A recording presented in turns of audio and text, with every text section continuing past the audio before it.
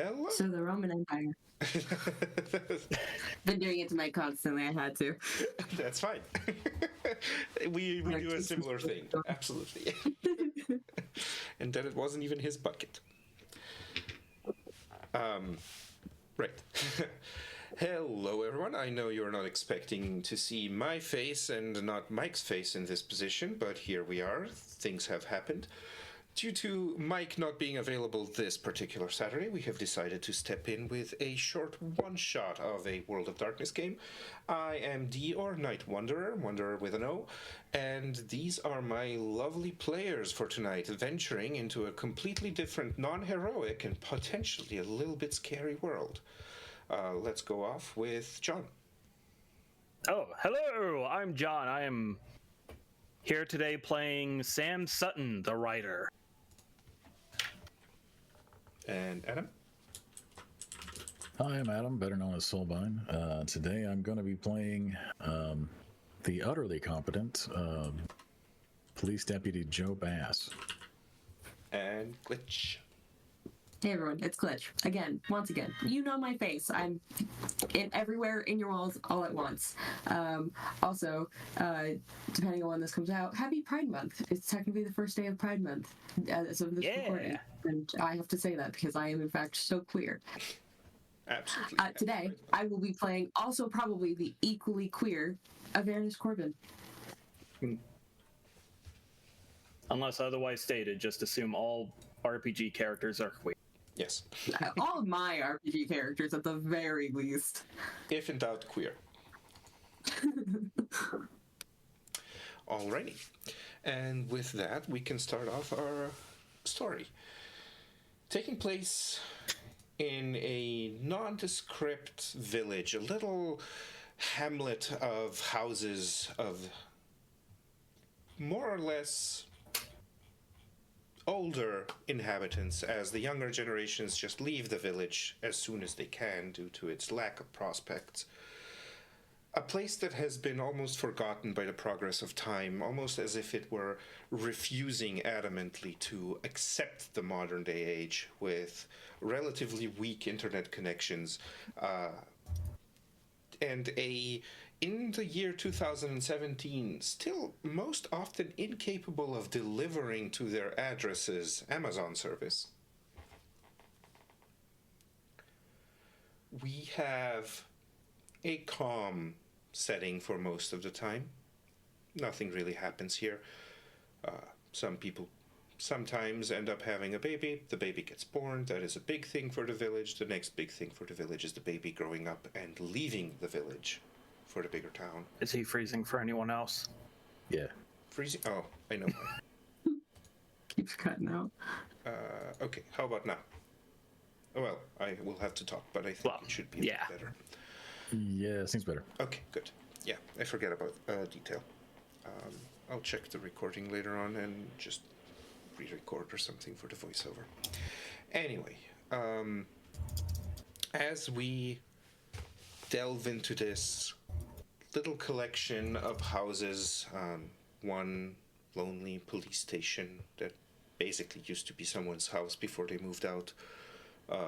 Same situation with the doctor's office. This place is shunted off into the wilds almost. A long and narrow and winding road leads from it to the next larger city, and it seems to have been inserted into a deep and dark forest, one that has proliferated in its abundance since the Cormac family's Cormac sawmill ran out of business some 10 to 15 years ago. And has been falling into disrepair. A place that is usually reserved as a spot for teenagers having a fun time doing things that their parents do not want to see them doing, usually involving beer cans and cigarettes, sometimes other things as well, but we leave that to the purview of the teenagers. The Cormac sawmill has recently come into a major amount of attention. Namely, one Philip Moore, a local dog trainer and pedigree dog salesman had found a grisly scene at the sawmill. He would meet there occasionally with his friend, Simon Flitz, to have some beers, talk, be in nature as much as it was possible. And on his way to the mill one night, with a six-pack in hand, he found Simon waiting for him all over the mill. A horrendous scene of bloodshed and incredible violence shocked the man, probably for a good few hours, until he came to and went screaming for the police. We begin our tale some 7 to 8 hours later, as the rumors of this event have now already spread through the tiny village, which functions as an exquisite rumor mill, hence the millage faux pas. Adam, what is your character doing now? Will you introduce him to us? Sure. So Joe Bass is a police deputy. He's in his early 40s. He's about 6 foot tall, about 240 pounds. Not particularly physically fit, but you can tell by his frame and general countenance that there was probably a time in recent years when he was quite fit, and he's just let that go. Has light brown hair, blue eyes, a little bit of a Reed Richards thing going on. And where the scene you said was set back in the town. This is where we are currently. Yes, right? we are currently in front of the police station. Okay. So he is sitting behind some desk. There's a television on. He's nursing a cup of coffee. You assume, but if you were to be close enough, you would smell way more gin than coffee. And he is trying to quietly waste as much time as he can and not have anybody bother him.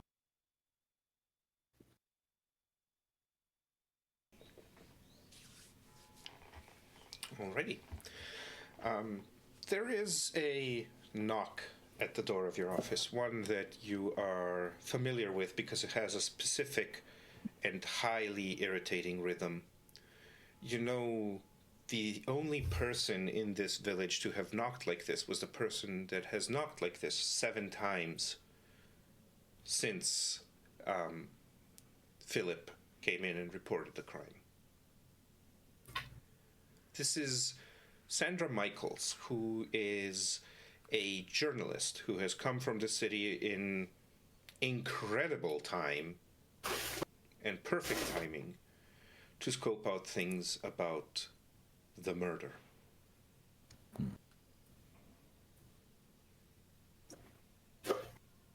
He will wait an uncomfortable amount of time to open the door, as if he was deciding whether or not to bother. And then upon opening it, it's just, I got one rule. Whoever makes me open this door is the first person that gets locked up. What do you want? She blinks, and there is a small amount of shock in her face, but she quickly recovers because you've had this interaction already, or a similar one. She offers you a small practice smile and says, yes, quite witty. I was wondering if you were ready to give a statement for the press? About an ongoing investigation? No. Well, surely you have some suspects. None that would be any of your business.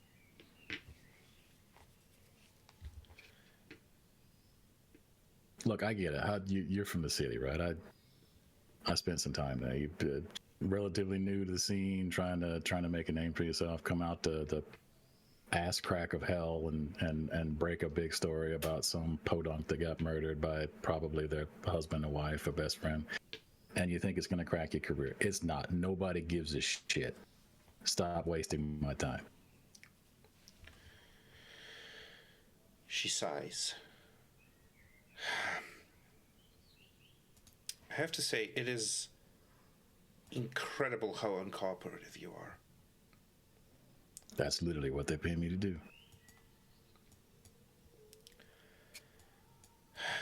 Very well, detective. I'll be back later on. Maybe then you will have concluded this very obvious case of a beast attack. And she Sure. leaves. Coffee's free. Yes, and I know why. She goes back to the, as an Airbnb repurposed house that the village has kind of designated for the people who come to be tourists. Like all 7 of them in the year. And as you kind of return to the paperwork, to sitting at your desk, to dealing with this, we're going to pan the camera slightly over to the doctor's office,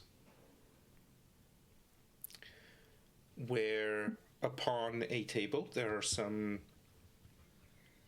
scrapes that could have been gathered at the sawmill. And Glitch, what is your character doing? What do they look like? So awareness, definitely not as, built, skinnier, definitely way on the leaner side. Shaggy black hair that is only partially taken care of. It kind of looks like a bit of a mess. Paler skin, some freckles, blue eyes that are usually covered with darker glasses. Not sunglasses, because that would be a stereotypical thing for him to wear. So they're just kind of these round, dark glasses that he has. Definitely, the outfit definitely does not scream doctor. It screams more goth biker. Not that Avernus cares very much if he looks like a typical doctor. He's the only one this town's got. So they kind of have to suck it up and deal with it, which he takes great joy in, despite having returned upon not really wanting to. As of what he would be doing right now, I guess just basically going over his supplies, reorganizing things he might have just bought. Typical stuff. I don't know what pharmacists and doctors do. Okay. I mean, in this village, you've kind of like been pretty much repurposed from your focus on pharmacy into an all-rounder kind of, which is also why these scraped up remains are upon this surgery table, because you have recently been turned into basically A forensic a scientist? forensic scientist, essentially, or the closest thing the village has to one. And you've done some tests. I mean, there's not a whole lot to do, because there's not a whole lot of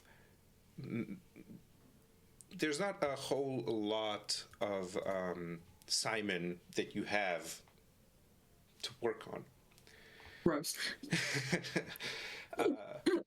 What is there, and from what you were told about the scene, you haven't been to the scene yet personally, but from what you were told about the scene, it was literally just spread all over the place. Like, there was so very little to be found. Even bones were not quite available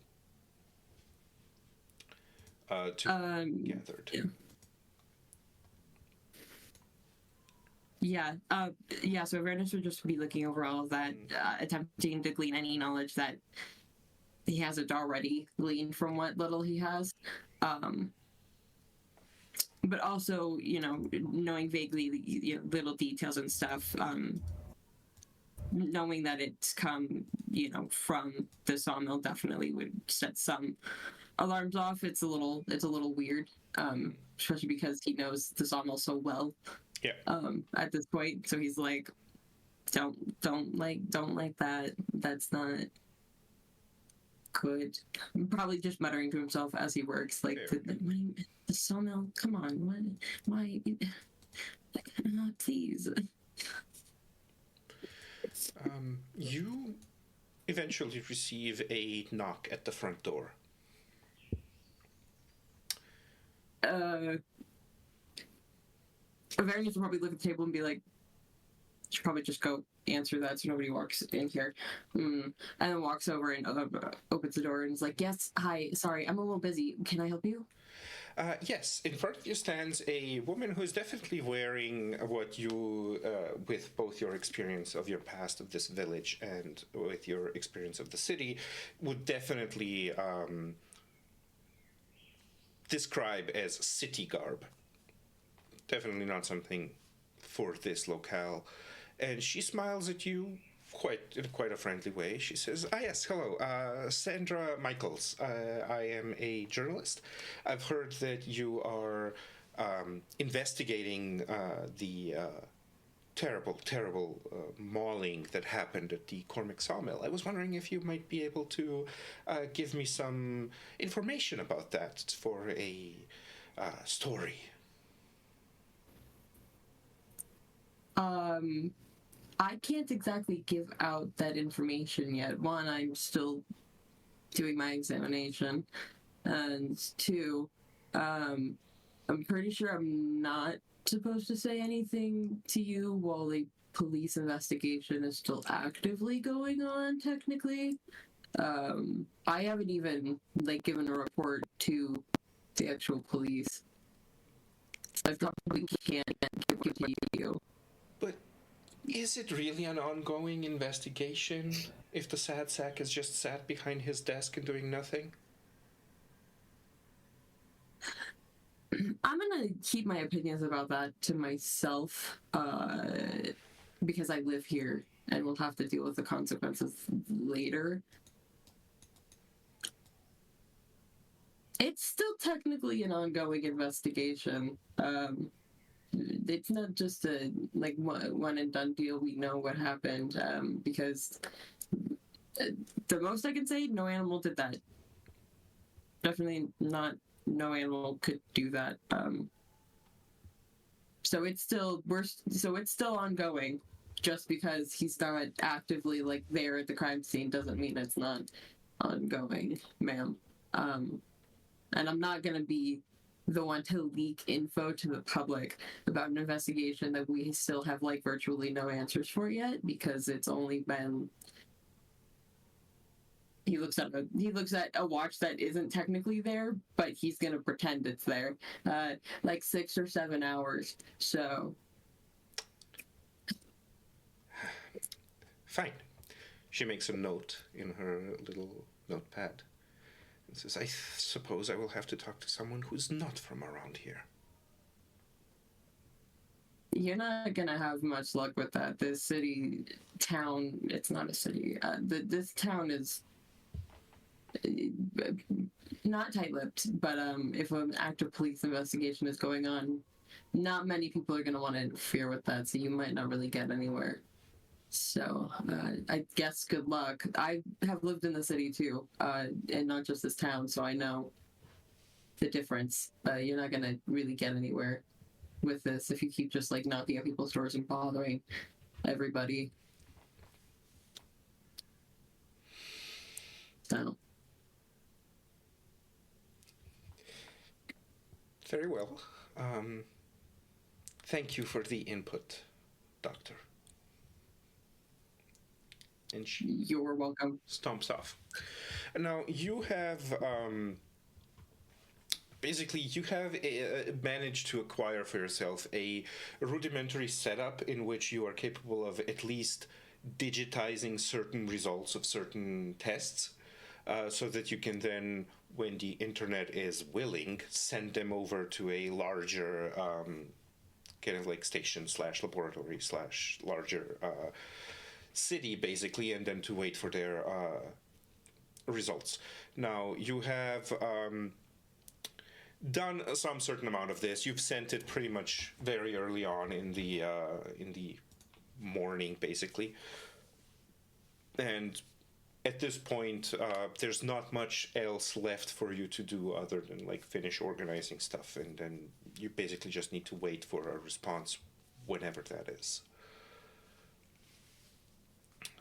In the meantime, we are going to pan over to a nondescript house, a little bit at the edge of the city, one that the villagers don't really often frequent, and one that sees probably a bit less of coming and going than most of the other houses. John, would you describe your character and what they are doing at this moment? All right, so Sam Sutton is he's probably a middle-aged man. His hair looks like it was combed in the morning, but over the course of the day has become more disheveled. He's wearing a burgundy suit, which could really use a good ironing, and the most obnoxiously neon green scarf you have ever seen. Let's see. He has dark brown hair, dark skin, brown eyes. Like dark circles under his eyes, kind of sunken in cheeks. He does not look like he takes care of himself.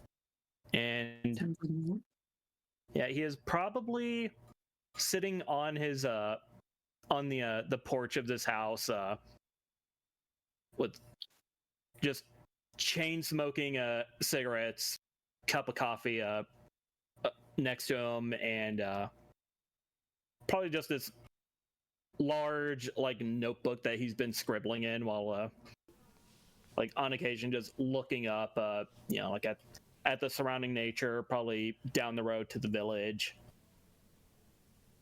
Just kind of being like, no, that's cliche. Nope, used that one before. Do I want to bring this character back? No, he died pretty definitively. Just muttering to himself and I feel called out. making notes. I feel called out as a writer. Trust me, me too. Yep, that was too true. Ouch. Too close to home. As you kind of like look up, you see down the road approaching. Your camera's frozen. Yep, I see that. Okay, you see your camera is frozen. Very, very fitting for the setting. Absolutely. In a very odd angle. You see approaching a woman whom we have by now learned to recognize as Sandra Michaels. She is holding in her hands a book, the cover of which you definitely recognize. And as she approaches, you do see that she is holding a copy of Strigoi in New York. Now, would you tell me, have you published under a pseudonym, or have you published under Sam Sutton? I'm thinking Sam Sutton might be the pseudonym. Fair. And it's just, he goes by that just... Always. Yeah. Mm-hmm. Just kind of like adopting the identity. That's good. Yeah. So she comes up to you and says, "Good morning, Mr. Sutton, right?" I believe so, yes. I am a huge fan. I was wondering, if you were so inclined, would you maybe sign my copy of Strigoi in New York? I absolutely loved the book. I've devoured all of yours, but this one has a special place in my heart. And maybe we could chat a little about your influences and inspirations. Yeah, he kind of goes into okay, I'm dealing with a fan mode, which is to mean he is not actively scowling at her. And so yeah, with kind of a with a more like indifferent face, he takes the book and is like, yeah, I suppose I can chat for a few minutes. I was due for a break anyways. And he'll scribble his name in the front cover, along with some generic like like for my biggest fan. Yeah. Regards, Sam Stetton. Yeah, keep on keeping on. Let's make a first roll of the evening. Heck yeah. Let's Got my make light up dice. this a wits and composure roll. Now, wits and composure is going to be one of the ones that I'm going to be asking a lot. It basically doubles as the perception roll for this game, for the system. That's both attributes. So wits is... Oh, okay. So that's 4, and composure is non-existent. You have 2. Oh, wait, okay, it's 2. Okay. So 4 and 2, that's 6. Yep. So you roll 6d10 and look for 8s, 9s, and 10s. Okay, so that's a 5 and a 6. That's a 5 and a 7. And that's a 6 and a 10. Alrighty, so you can re-roll the 10. The 10 is 1 success. All right. That's another 10. You can re-roll again. That's 2 successes. That's a 3. Okay, so you have 2 successes on this. 2 successes is a success. So as you are kind of like, as you open the book, and this is a hardcover with one of those dust jackets, and as you open up and are writing, you see in the side of the dust jacket, like on the inside of the book, there is a small list of names. And He's gonna take a look at that list. yep. And that list of names has the following last names written on it. It has Cormac, Warson, Santhos, Emmett, and Sutton.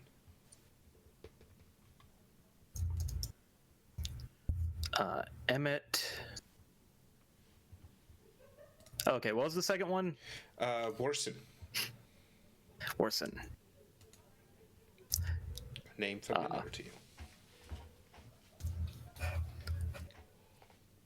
It is. Amazing. I'm glad somebody is writing these down because I've Yeah. for long been forcing myself not to take notes, and the grip that this has on me is insane. I so desperately want to write notes, but I'm like, it's just a one-shot glitch. You don't need to stop it. Fair. So is this on the dust cover itself, or like under it on the Exactly. book? This is under the dust cover on the edge of the inside of the book. Of like the book So he's- actual. Yeah, he's gonna sign it, and then he's gonna kind of see that, raise an eyebrow. He's gonna lift up the dust cover and check the front cover of the book. Is it still Strigoi in New York? It is. It is still Strigoi in Oh. I don't recall collaborating with these fellows on my book here. And Put the dust cover back, hand the book back. do you comment that out loud? Yes. Make me another roll. This time, make me a composure and empathy roll. Oh boy, so that... I just knocked my mouse off my table. One moment. That's a problem with ergonomic mice. They are very easy to just punch when you're not looking. Okay, so empathy. I have... Wait, did you say empathy? Yes, I said empathy and composure. So you have no. Okay, so I roll 2 dice. And because you are unskilled in empathy, you actually take a -1 penalty, unfortunately, to it. So you only roll 1. Oh no. Oh boy. That's a 5. That's a 5. This dice really likes to land on 5. Well, you do not succeed on that test. However, Sandra's attempt has been abysmal. So it kind of like takes you a moment, but as she kind of I'm sorry, that's just I was just making some notes for a story I was writing. But you recognize that none of this has been accidental. Yeah. She wanted you to see those names. Ah.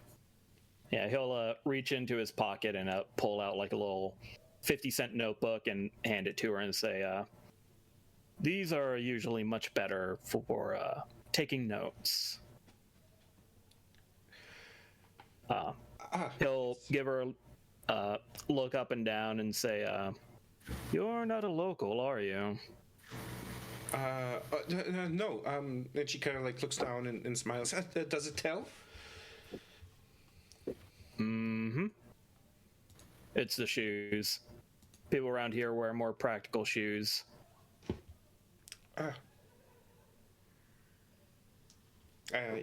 Yes, quite. Yes. Well, I'm actually here, kind of on research, and I mean, surely you have heard of the incident at the sawmill. Bear attack? Yeah. I think I heard about it this morning when I went for coffee. And she kind of like lips her lips in a very conspiratorial way, kind of like, I know something you don't know, and goes, I have from a very reliable source that it was no animal.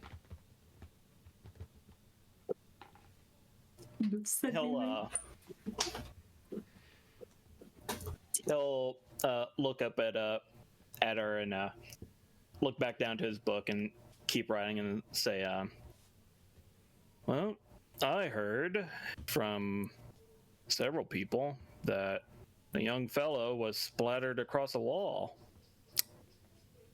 Don't really know about much other than a grizzly bear that can do that, and he'll kind of motion towards the surrounding areas. And I do feel like we're in grizzly country. But, surely, I mean, come on. The writer of Night of the Ahul, surely you have some ideas on what it could be. What would you use as a monster in this place? He'll lean back and think for a moment.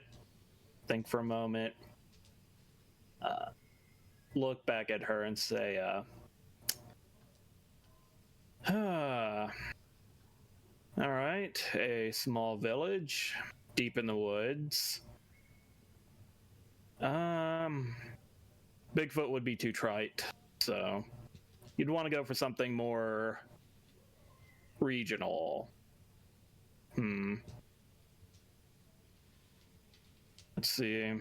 Jersey Devil and the Ozarks Howler, those are two regional.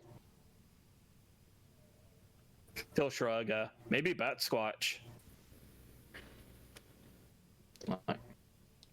I didn't hear about anyone finding any tracks. Yeah, Bat Squatch. Imagine Bigfoot with wings. Not nearly as utilized in media as it should be, honestly, but yeah, I didn't hear anybody talking about finding any tracks. So yeah, you would preferably want something that could swoop in there, rip a man limb from limb, and swoop right on out, but Meth Head could totally do it too. And out in the woods, I'm sure you can find a lab somewhere within the surrounding 5 miles. So it's either Bigfoot with wings or Jurongs. Could be both. Don't rule out both. Oh my god, that was great. You get If we were any closer to the, yeah, no, he was going to continue just like, Go ahead. yeah, if we were any closer to the border, maybe La Llorona, she's known for ripping people limb for limb sometimes, depending on whether you get a accurate source or, just the general Americanization of it. If you want to go for, cultural appropriation, you could say a Fleshgate or perhaps a Wendigo. Could go way off bat and say it was a Jinn. Right. Those things are typically bound to objects. Maybe some magic ring found its way out here in the boonies. This is amazing. It's fantastic. She kind of like looks at you, and you realize that you're really taking her for a ride. Like, she actually like attentively started taking notes, and then somewhere halfway through kind of slowed down, and for the last couple of suggestions she was just like looking at you. That was his plan. And Amazing. she says, the insights into your process are fascinating. And she kind of grabs the book that you signed and says, thank you very much for the autograph. And,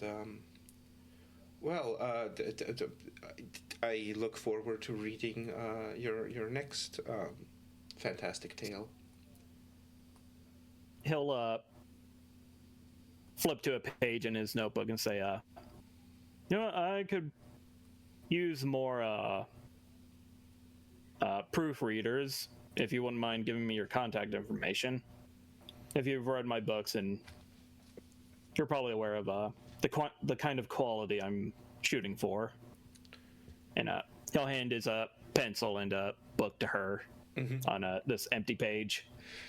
And she kind of like looks at you and then looks at the pencil and then goes, we do things a little bit differently in the city, and gives you a calling card. Oh, I haven't seen one of these in a hot second. He'll nod and take it, put it in his suit pocket. Mm-hmm. And she says, well, thank you very much for your cooperation and for the autograph. And she turns around and gets going.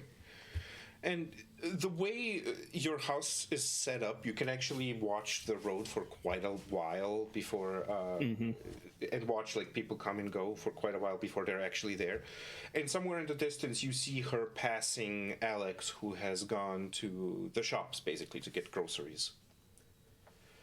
And All right. they don't really stop. Like you don't. It's a bit far away, so it's kind of difficult to tell. But they don't stop and talk to each other. So if anything, it's just like you see his typical kind of like nod of greeting to whoever it is. Mm-hmm. And when he kind of approaches you, he like sets like the grocery bags down and says, "Who is she?" Problem. We might have to pick up and leave. She had our names in my book. Along with, and he'll take out like a scrap of paper. Mm-hmm. Cormac, Xanthus, and Emmett. Those ring any bells? Cormac, that's the locals, isn't it? The Cormac is it? Mill, the Cormac family.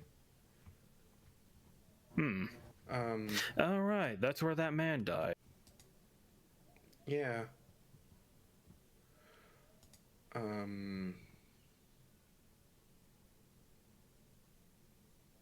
He'll stand up from his seat and stretch a little bit, and yeah, now that he's standing, his suit looks way worse. It was definitely made for someone bigger than him. Yep. He says, Emmett does... I've heard of Emmett, I believe, but I don't know in what... I've heard the name before.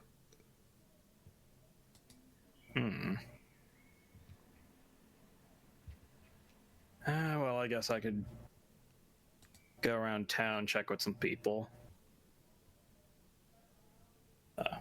Do you hear anything else about that death out at the mill? No, it's still pretty fresh. I don't think people are talking a whole lot about it. I mean, you know how these places are. The way they know it was Simon is basically just because he was the only one missing from being seen. I don't even know if the results came back yet. He'll nod and say, well, our little reporter friend down there, and nod towards our good lady. She says that it wasn't an animal what killed the guy. Oh? I don't think she has any idea what it was. She really liked my bat squatch theory, though. Did you pull that one again? Oh, yes, that one's always fun. Do you... You don't suppose... I hope not. That's why I'm gonna go into town. Oh, God. Well, you just get things packed up. Yeah, Yeah. I'll get things going. And he will close his little notebook, stick it into a different suit pocket, and head to town. Yep. Where are you headed? Let's see. The heart and soul of any small town, the diner. Yep, that is fair. And it takes you some time, not a whole lot, but with all of the excitement of the previous night, I'm going to say that both Avernus and Joe have not had any breakfast yet. And it seems like... You think Avernus remembers to eat? Other than that, Fair, but it's kind of like getting to a point where a little bit of a hunger is settling in for you guys as well. And if you would, I'm not going to presume that you are, but if you would go to the diner, I'm going to say that that's going to be conveniently at the same time as Sam arrives. Sounds good to me.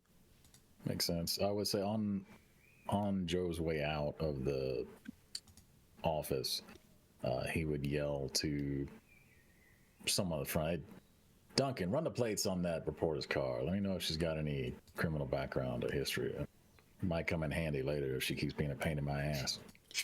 You got it, Chief. And then he'll head to the back. Yep. You head out, and soon after that, you hear like the door opening and closing as they actually go to look at the license plate of the car,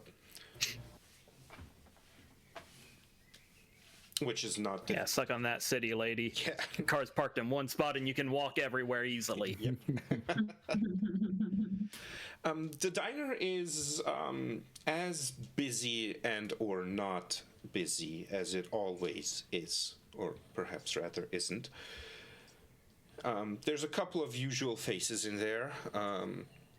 Perhaps most notable is that in a corner there is Philip Moore, who was the one who saw who found Simon's body.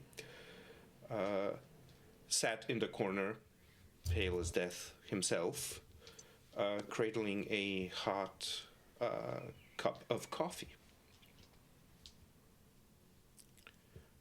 He's keeping to himself. He is obviously very shaken. Other than that, just a couple of other locals sitting around in booths, a couple of them at the bar. Let's see. Sam arrives first. Yeah, Excuse me. He'll walk in, kind of give a nod to the people who, he recognizes. He'll see Philip in the corner, but won't approach him just yet due to the whole "this man just came across jelly that used to be his friend" thing. Yep. And he will sit at the bar of this old diner and say, I could go for a coffee if there's any left on the burner. Definitely. The waiter, a young man, he's probably somewhere around 17-ish. He's working here to save up some money so that he can move away. Smart kid. Yeah. I mean, that's pretty much the main pastime here, other than the occasional drink and smoke, which nobody is supposed to know about, but they do, but they say nothing about. Oh, yeah. Hey, snitches get stitches. Absolutely. Yeah. And he goes over to one of the pots there. They have surprisingly a extremely high level of coffee gets consumed in this place. So they actually have 4 machines that are parallel turned on and constantly producing coffee. Also helps that it's basically a free refill policy. You're essentially just renting the cup. Hey, when you're living in a small town, you gotta have at least like 5 pots of coffee ready at any time because you gotta have some level of stimulant. Yep. And he comes over, pours you a cup, sets a little kind of like tray that has like milk and sugar and stuff on it. And kind of starts going back to his stuff, his job. Yeah, Sam is going to sit and people watch for a moment, see if there's anyone like being particularly sketchy, or if there's any more out-of-towners besides the reporter. Mm-hmm. Fair. At the moment, you don't see any out-of-towners besides the reporter. The only perhaps interesting thing is that someone who is not usually seen in the diner is Billy Cormac. He is the son of Rutherford and Jean Cormac. Basically, the Cormac family currently they're kind of like basically very. I don't want to say tribal, but they are very reverent towards their elders. So the person who's in charge is the oldest person alive. At the moment, that's Esmeralda Cormac at a very healthy 98. And she has 2 children, Annabelle and Rutherford. Annabelle had married and moved away. Rutherford has remained and tried to basically keep the mill running, which failed some 10 to 15 years ago, so obviously that hasn't worked out for him. But Billy is basically the son of Rutherford and Jean. Yeah, I think Sam will take his cup of coffee and go over to Billy and sit next to him. So, anyone have any leads on that bear of yours? He looks at you and kind of chuckles a little bit and says, we've been dealing with the father has been livid. The police haven't let him clean the place yet. I don't really understand why he wants it cleaned anyway. It's not like it's doing anything. Yeah, that's been shut down for the better part of 2 decades.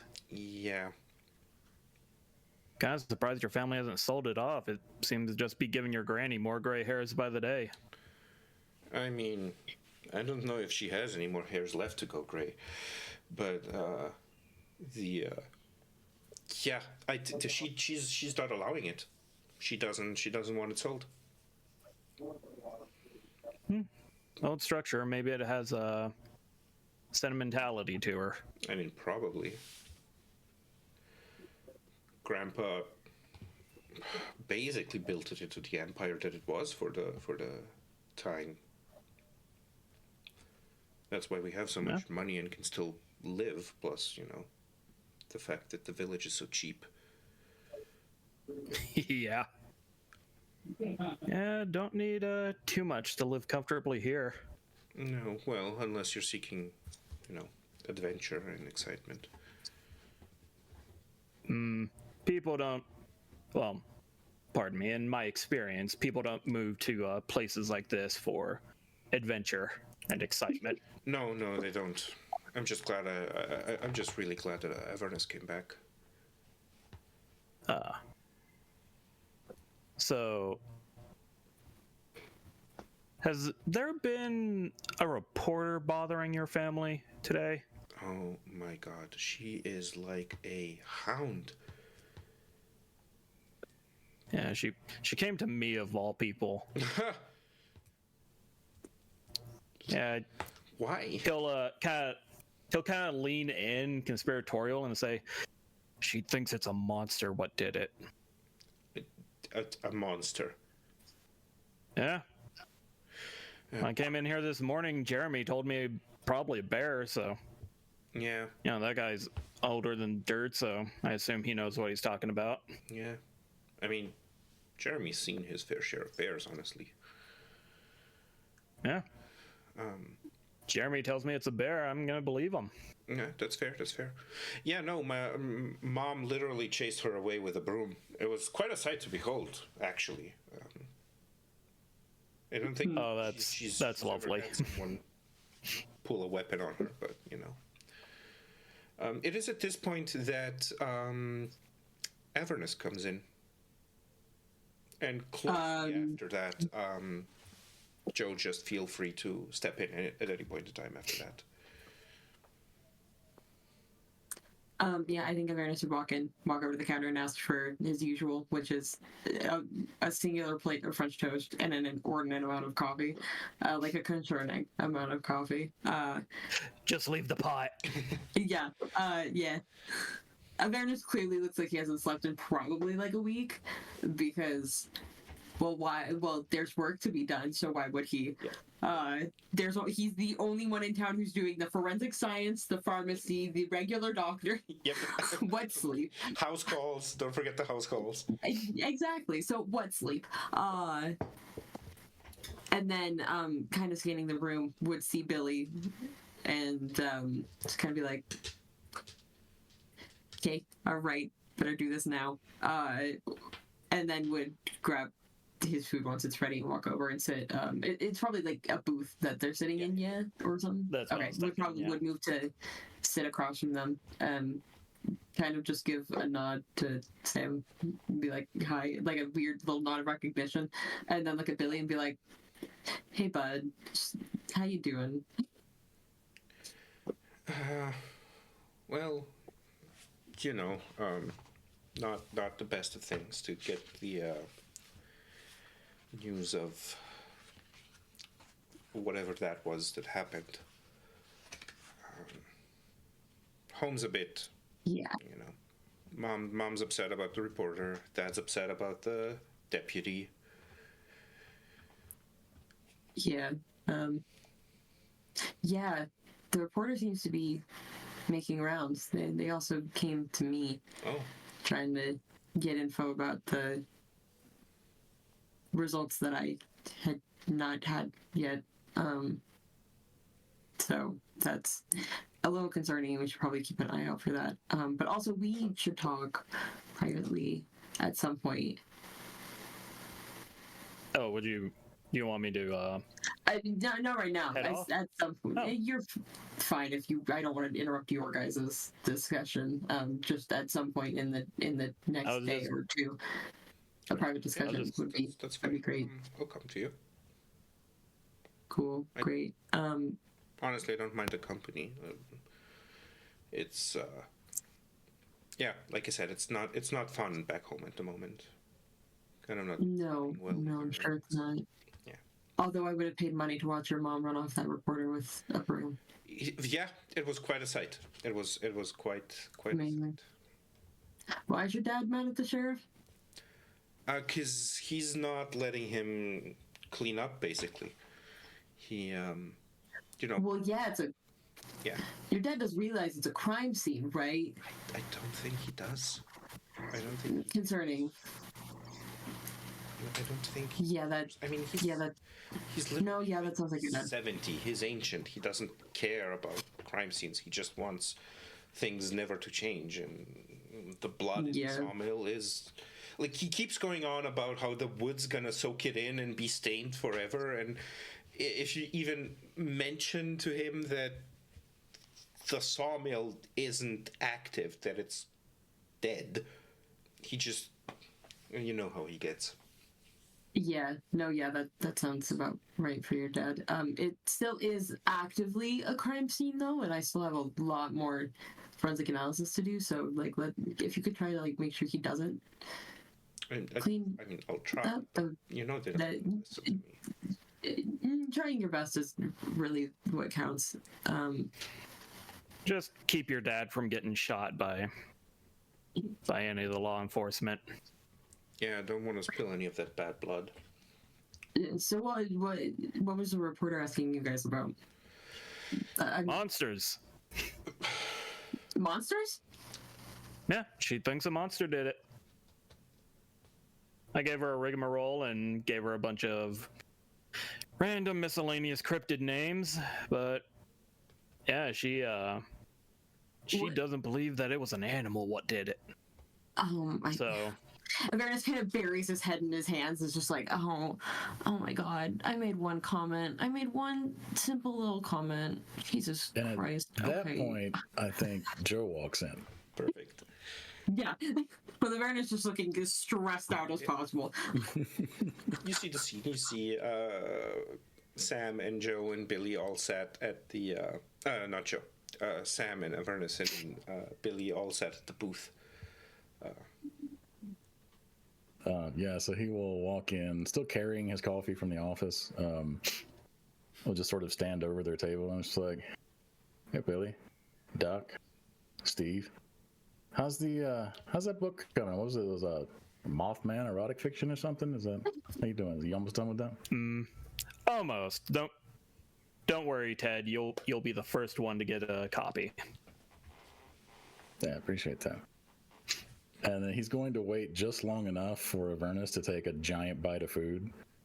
And it's like, "So, Doc, did you find anything in the Simon soup?" Okay. Avernus is like stressfully trying to chew as fast as possible. And then he'll look over and be like, "Sheriff, thank you so much for that. That was I am still kind of waiting on some test results. I know." And this goes back to my earlier stressful comment about I made one comment to that reporter, and it wasn't a serious comment. What? To a who? The reporter came to my office to ask me The one from questions. the city? Yeah, that one. The one that we're all complaining about now, I guess. I love that this is becoming a reoccurring problem. You understand Not much that else to complain about. divulging information from an active investigation is a Class C felony? I can't divulge information I don't have, Sheriff. All I said absence of was information is still information.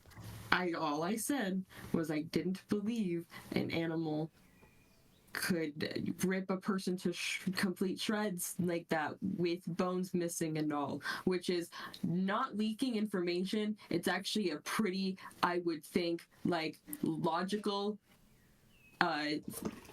thought process that anyone would make upon seeing. Sam's gonna take a sip of his coffee and say his bones are missing. Some of them. We've only found parts of That it. conversation we were just having about leaking information of an active investigation. Okay, I'm gonna shut up now. I'm still running test results. It's definitely him, the one who's. But yeah, it's Yeah, Simon. The names soup are. is indeed Simon. Okay. Yeah, That's- that's the name. I was forgetting the name. I don't need names. Yeah, it's Simon. But no traces of any other DNA besides Simon's so far. So that's So as his far as I attacker have. caught him off guard. That's as far as I've noticed. It would seem like it, yeah, but I mean, again, with how gruesome that murder scene was, that's a. No, obviously it was Oh, self-inflicted. it's a murder now.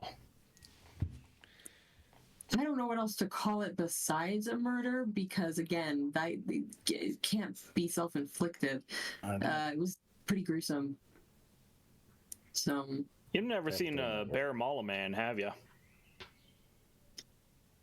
I've been living in the city for years. No, I've never seen a bear maul someone. What brings you back here anyway, Doc? I find it odd. Talented people don't end up in this place. Not without some yeah, very, very interesting reason. yeah. Well, you know, the other doctor here just kind of left. So Billy asked me to come back because I'm the only one with vague medical knowledge that could be the town doctor. Because nobody, can we talk about the fact that nobody else in this town has any medical knowledge? That's concerning, but not the point. Billy asked me to come back because the town needs a doctor, and Billy's my friend, so I came back when he asked me to. It doesn't mean I want to be here, but I'm here. Oh, that's dedication. You hear that, Billy? You got a friend. That's He looks up from a mug of coffee that he was extremely interested in just a second ago. Yes, no, absolutely. I'm so thankful that you came back. It was just you were the first person I thought about when, you know. Again, concerning that this town has nobody else with medical knowledge in it, and so I'm the first person that was thought of. Philip knows a bit. He has to know a bit, you know, with the dog Not enough. thing, with the bites, and like when. And not enough. Not enough to treat half of what happens in this town. So yeah. If you get a concerning. case of fleas, you Yeah. probably take care of you.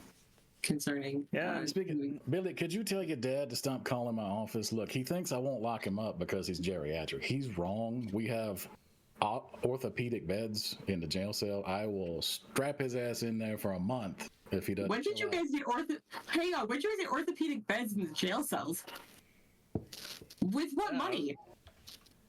Yeah, I was about to say. Why are you guys getting Or something Abby, that I'm yours not gonna getting? have- Yeah. Look, I'm not in charge of the budget. It's not my problem. Yeah. By the way, you seriously need to talk to the city council about getting an assistant or something. Like, you do not look like you've slept in days, kid. Sleeps. for- Nobody else in this town has medical knowledge. Who's going to help me? I'm not trusting just a random person in the town to handle medical supplies like needles and Pipes up and scissors. says, I mean, you could do like office hours, you know, post office hours on your front door. Oftentimes would be great if people weren't also actively dying of illness in the middle of the night. I suppose. I mean, in fairness, most of them are. That's pretty old. common? I mean, that's. Maybe that's why the geriatric beds are in the police station, because most of the villages. Yeah, we have a very above average age range for criminal activity. I missed it so much here. Missed it so much. This is great. I love being back Yeah, home. you came back. Anyway, I got to go interview a witness. Enjoy your breakfast. I'll contact you Officer, when I have before more you, results from my testing. You do that. Before you head out, officer, our reporter came to me and dropped some names that I don't know if they're important to you or not, but Hey, the reporter came to you. For what? yeah, I told her Bat Squatch did it. She thinks a monster did it because of some of our dear doctor's comments here. It was one comment that is actually a common observation. I'm just gonna. and news doesn't care. But yeah, so aside from our dear Cormac family here and myself, Santos and Emmett were a couple of names she had jotted down. She seemed very intent on me seeing those names, so she thinks I might do some of the legwork for her. Do either of those names ring a bell? I am going to have you, and this is very good that you have. Oh no, you don't. Never mind. I'm going to have you roll me an intelligence, and you can choose whether you want it to be intelligence and composure, or whether you want it to be intelligence and investigation. I guess we'll do. Well, that's tough. Yeah, I think we'll do investigation. Okay. All right, so that is 4.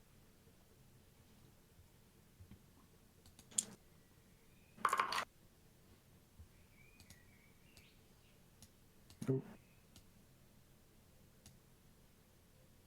I rolled 3 1s. Oh no. What was the fourth die?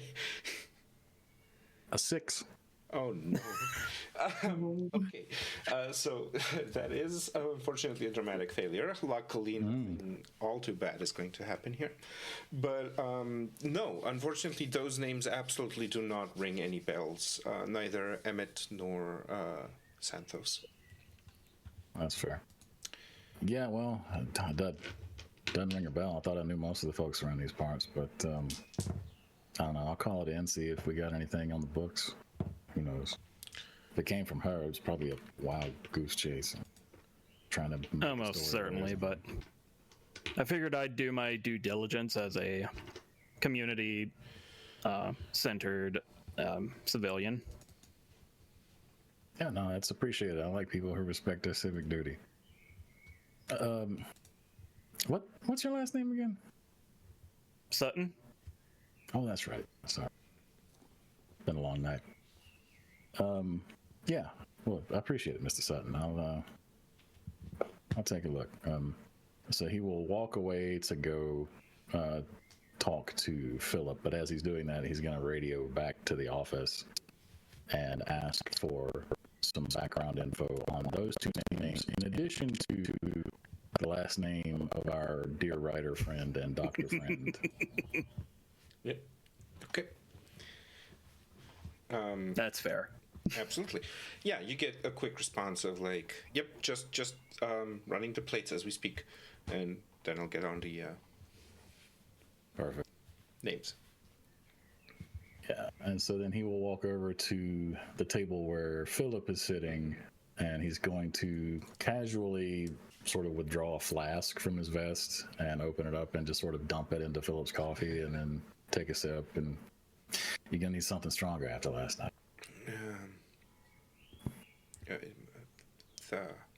Thank you. Sure. So, remind me again, why were you at the sawmill? Were you supposed to meet Simon there? How did you end up there?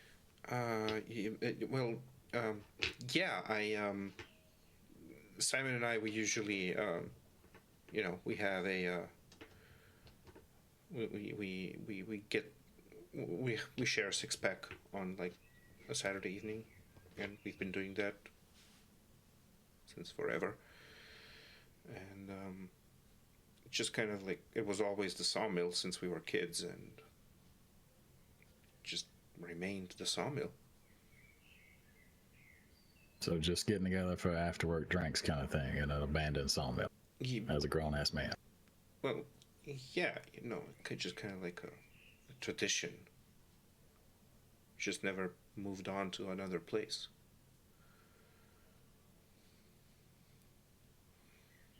Well, was there anything unusual leading up to meeting there? Any strange phone calls, conversations, arguments? No, nothing unusual. We don't usually, we don't really phone or anything. We just we always meet on a Saturday evening there, and I didn't talk to anyone other than that. Just some regular customers for who wanted some dogs, and that's it. Make me, if you would, a composure and empathy roll, and you can apply a specialty to this. So you get +1. Excellent. So that's 7. It's got to be better than the last one, right? One hopes. 1, 2, 3, 4. And because I have the box filled in, that means it explodes on a 9. Yes. Okay, so that's 5. I didn't do anything. 5 successes. 5 successes. That is an exceptional success. So, as you're kind of like talking to him, you realize that, yes, he is absolutely shocked and shaken by what he has found, but what he has seen, this has definitely had a profound effect on him. But he is using that to cover up some information that he's not sharing. He's not lying outright to you, but he is not sharing some information, some little tidbit he is not saying. Sure. So, I just want to make sure I didn't miss anything because, I want to find out what happened to your friend. Walk me through the whole day, starting, let's say, lunchtime. Where were you? Where did you go? Who did you talk to? Who did you see? All the way up to meeting us, bringing us back to the sawmill when you got there. Well, I just had lunch at home. I've been training a new litter, so that's a pretty hands-on thing. And I had lunch, did some training, took a little bit of a nap, and usually I'm the one who gets the beer, so I went to the store to get the 6-pack, and Simon's usually there before me. If there's any kids, to chase them away and stuff, and then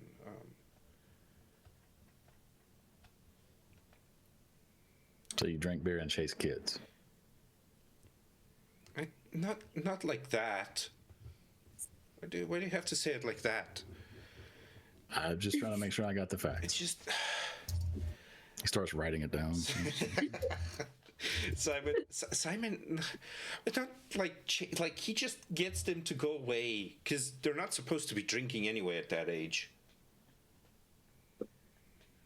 Sure.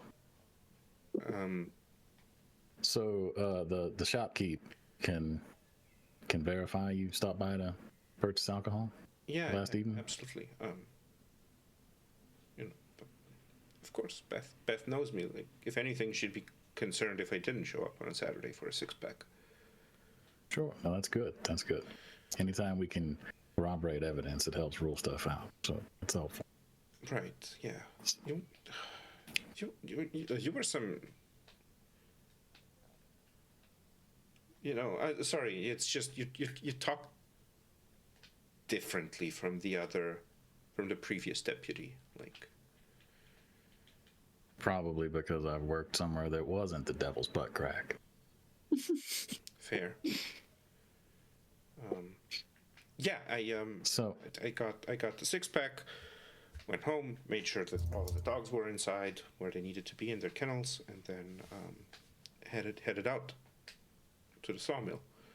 And I always take the path that leads by the hut. The one where that they had as kind of like a staying place for out of town workers. And it's a bit of a roundabout, but I like to take the path to kind of clear my head. And then I came to the sawmill, and Simon usually just waits for me at a specific spot, and I went there, and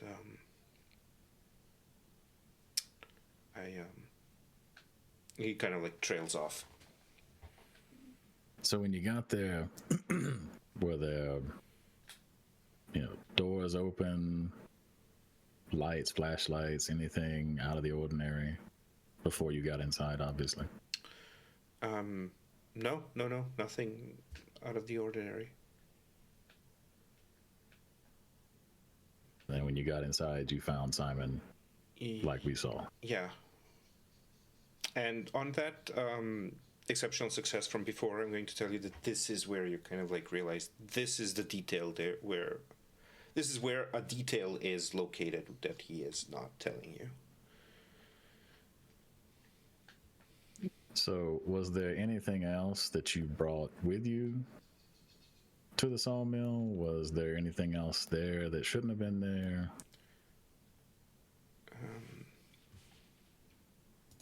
Make me a persuasion and manipulation roll.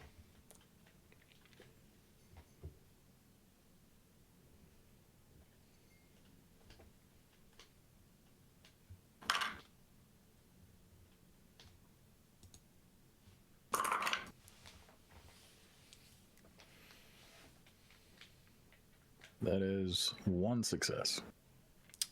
One success already. He kind of like looks at you and then he sighs and says, look, I found some empty beer cans and some cigarette butts. There was probably some kids there before I got there, but it's just kids, you know? It's like, I mean, they didn't do it. Sure. These kids that he would normally chase away. Yeah. You think maybe he chased a little too hard? Somebody What? decided they didn't want to leave? Loaded him all over the sawmill? I mean, it's a sawmill. Come on, it's been out of commission for years.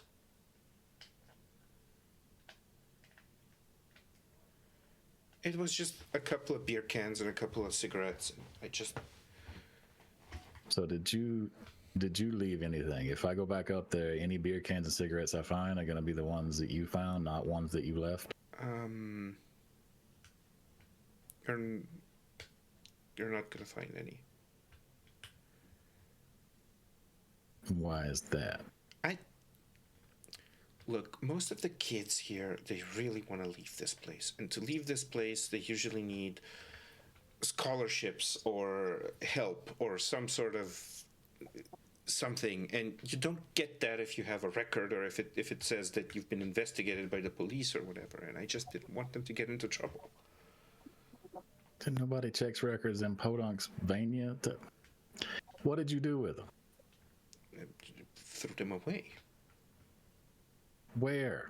In, like, the trash. At the sawmill? No, back home. At your house? Yeah. Duncan, Philip's house is now a crime scene. Can you get a team over there ASAP? Do not let anybody in. Chief, what about the names? Yeah, I need that too. Multitask. Right, multitask. Yeah. Right, on it.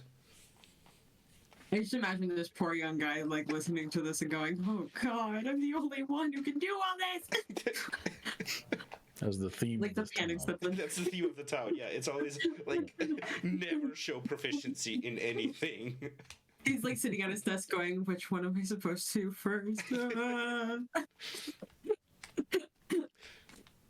So now that I've officially checked your entire personal belongings into evidence, is there anything else I'm going to find that you want to go ahead and tell me about? No.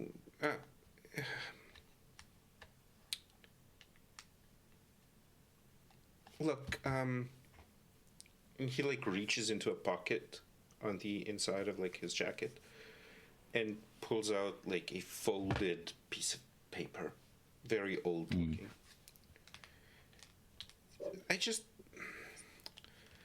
I figured they were just goofing around, and I just figured they stole this off of like that writer. He does demonic stuff. It's like looking Demonic. some demonic shit. Look, and he gives you this piece of paper. Gonna fish some gloves out. Take the paper. You realize your fingerprints are all over all of my key evidence at this point. Like, you just made yourself suspect number one. I hope you understand this was your doing. What? Why? I just found it. Because you left DNA all over everything and then hid evidence. You're lucky I don't lock you up. I just don't think you're competent enough to kill somebody. Jesus. Oh, get hacked, Philip. You hear a rough kind of like from underneath the table, and you realize that whatever you said has upset Philip enough for his big ass fucking Irish wolf dog to wolfhound to actually pick up on, and so he just kind of like lets out a little sound from beneath the table, and Keep it in check now.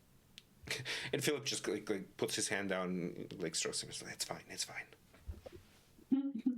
So then, after gloving up, we'll start to read the paper and see if anything is on it important. You unfold the paper, and it seems to have been something that was torn out of a book or out of a notebook or something, and it's just strange diagrams and a lot of what you probably would recognize as Latin.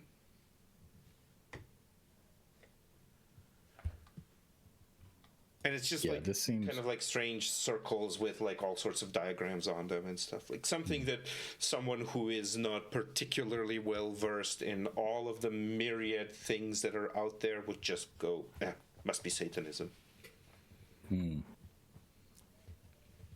Yeah, I don't think they're getting a scholarship on this kind of stuff.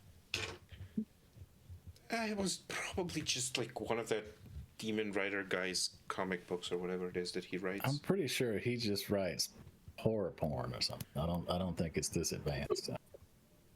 Well, I don't know. Maybe he's writing the Demon Kama Sutra or something.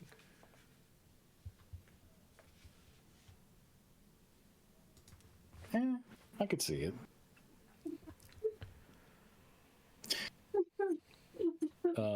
Does any of this look familiar from an experience or background sense?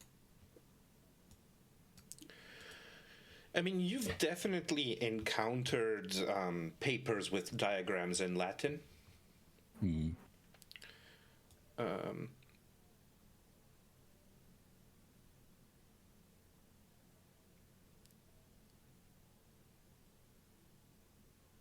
Let me just double check something. It's like, I mean, it's kind of difficult to recognize. Actually, make me an intelligence and composure roll, please. Okay. 5.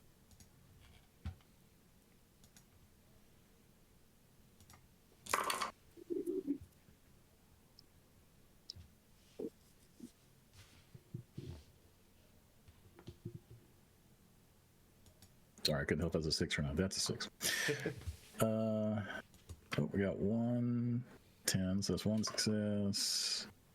2 successes. 2 successes. All right. So while there is like, it's mostly just like I said, it's just like Latin phrases and stuff. But there's one pair of words that you definitely recognize, and that's the words "flos sanguinis."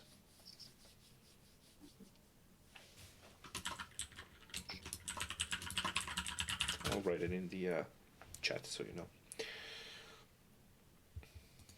Oops, not flawed. Floss.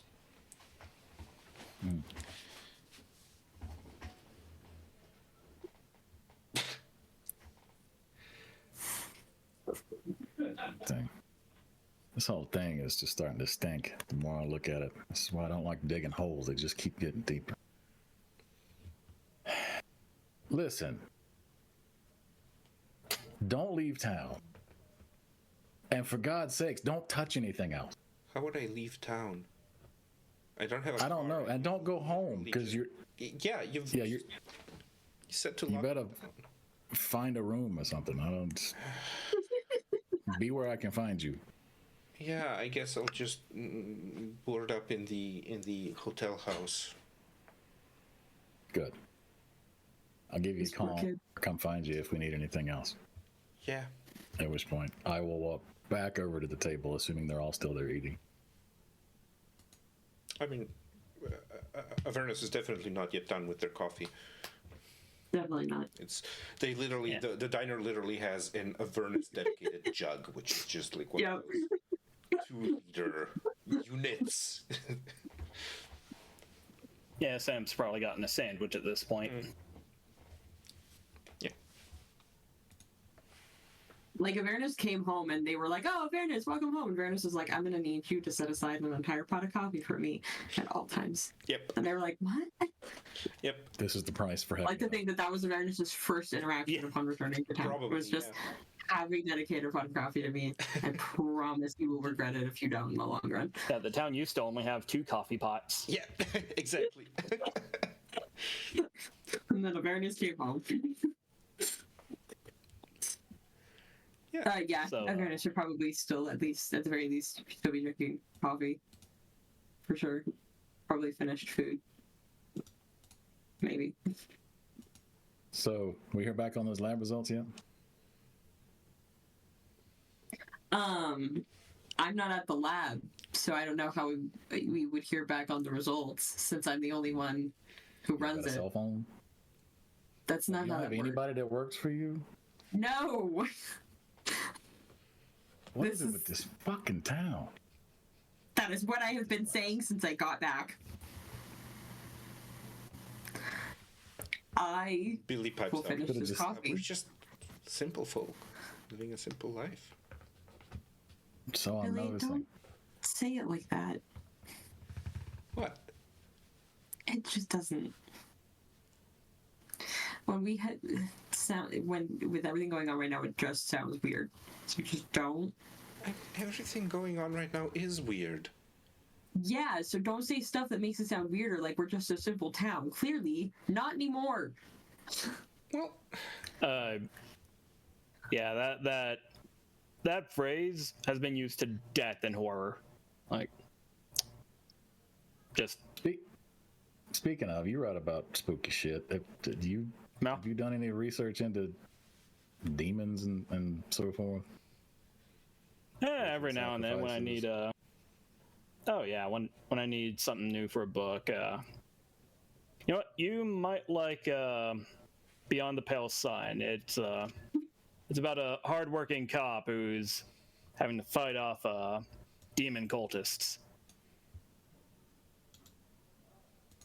I might have a copy of it back at the house. Probably loan it to you. I'd like to reiterate to the audience that none of these books are actually real. yeah. Yeah, no, I'm just Please don't making ask us titles about up. No.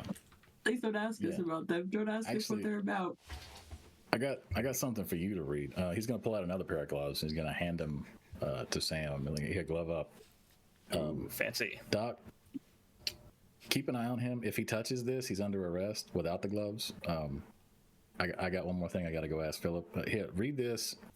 Tell me if it looks familiar, if you've seen it before. If it happens to come from one of your books, that he thought these kids had maybe stole it from you or something, but I don't really think it's yours, but whatever. Just let me know if it looks familiar. More fans I'll be right back. in the town. That's nice to know. And Avernus, after walking away, Avernus is kind of like, but why do I? And he's walking away. All right. we really need to get you like an assistant or at least someone to cover the pharmacy. Just keep the gloves on while you're reading that, please. Yeah. I don't. He's already mad at me enough. Yeah. So yeah, he will take a look at this floss piece of paper. So yeah, should I roll anything, or am I familiar with this nonsense? So you open up this piece of paper, and as soon as your eyes fall upon the diagram and upon the phrasing, a familiar kind of chill runs up your spine. And for a moment you are set back into your childhood. You are intimately familiar with this literature. And that is going to be where we're going to take a short break. Sounds good. Get some refills, get some water, get some coffee, get some whatever you guys need. And we will reconvene in 10 minutes. Sounds good. Alrighty.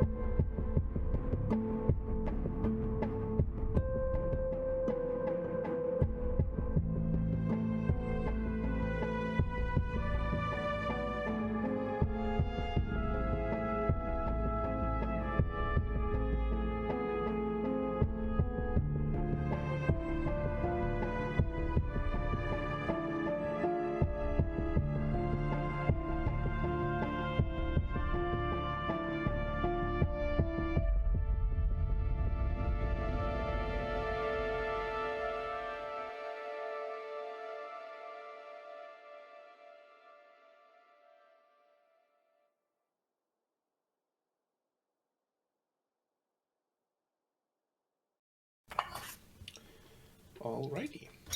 Welcome back. Everyone has their snacks, their coffees, their waters. Let's get back into the story. Last we left off, Sam had a chilling realization as he unfolded a piece of paper that had some very familiar writing on it. With gloves on. With gloves on. With gloves on. But also, Joe did definitely not go through the chain of evidence properly. Not at all. I reiterate, devil's butt crack. Every time Joe makes a new realization about how poorly things are regulated here, he learns how to use it to his advantage. Yup. As one should. Yes. What is your reaction to this, Sam?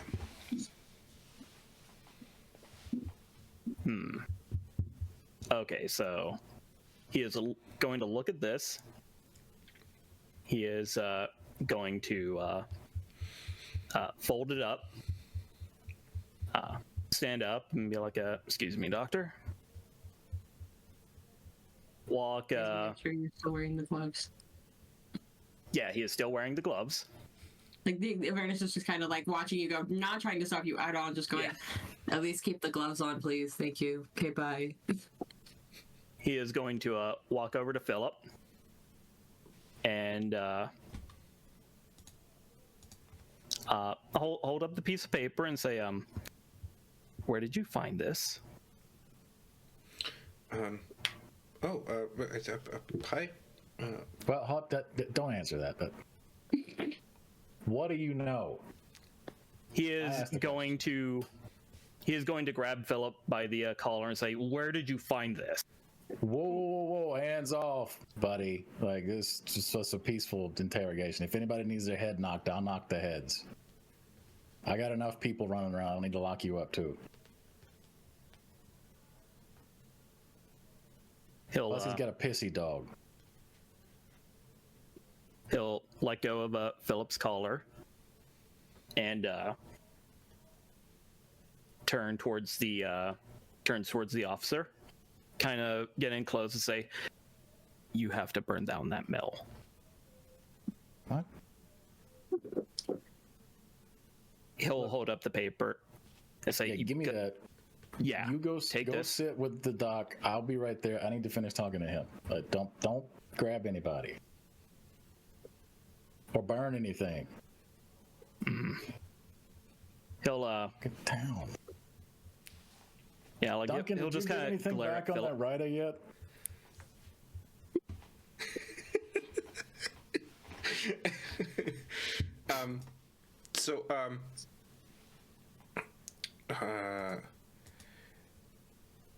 Remind me just for a moment. You asked him to run the names, and what was the third thing that he was supposed to multitask? So I had him looking up the plates on the reporter, run the names, and then closing out the house. Right. Yep. Close. Yeah. Entering an entire house and all its contents into evidence. Yep. Yep. So he goes. Hi, Chief. I'm at the house now. And Good. You can barely hear him because there is a lot of howling going on in the background. Oh God. It's Forgot about the dogs. It's loud. I'm doing like I'm cordoning it off. The names that you had me run. So nothing returned for Emmett, but Santos was the maiden name was Jean's maiden name. You know, Jean Cormac. Oh right, yeah, the wife of the asshole who keeps calling about the sawmill. Rutherford's wife. Yeah, that's right. Interesting. And what about our good writer friend and doctor friend? Anything on them? So nothing special about Sutton. There was something about them. Something from their childhood. Not sure what. Like they were mentioned in some drug bust or something. Interesting. With their funny thing, their friend was there as well. The Alexander guy, you know, the kind one, the one that actually talks. Not to a dick. The one that's always piling around doing so. Yeah. Yeah. And the reporter, she's actually quite a big shot, apparently. She's done a whole lot of stories about weird ritualistic murders and stuff. Seems to have a real good nose for weird shit. Yeah, in my experience, people with good noses for shit are the ones slinging the shit. Look, I need you to cross-reference all of her major stories about weird shit with actual weird shit crimes that happened around the same time and place after you're done with the house. Right, yeah. I'll get back to the house. Yeah, thanks. Good job. Right. Philip, these kids that you usually run off, or that Simon used to run off? They got names? I mean, of course. Everyone names their kids. Would you give me that? You this close, man. That was my favorite Jen. He says, yeah, I mean, like, he's one of them, and he nods, like, to the kid behind the counter. And then, you know,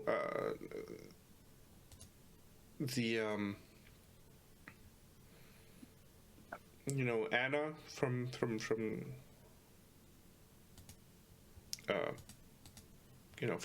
the guy down the lane, the miller. I'm not good with names. Sure.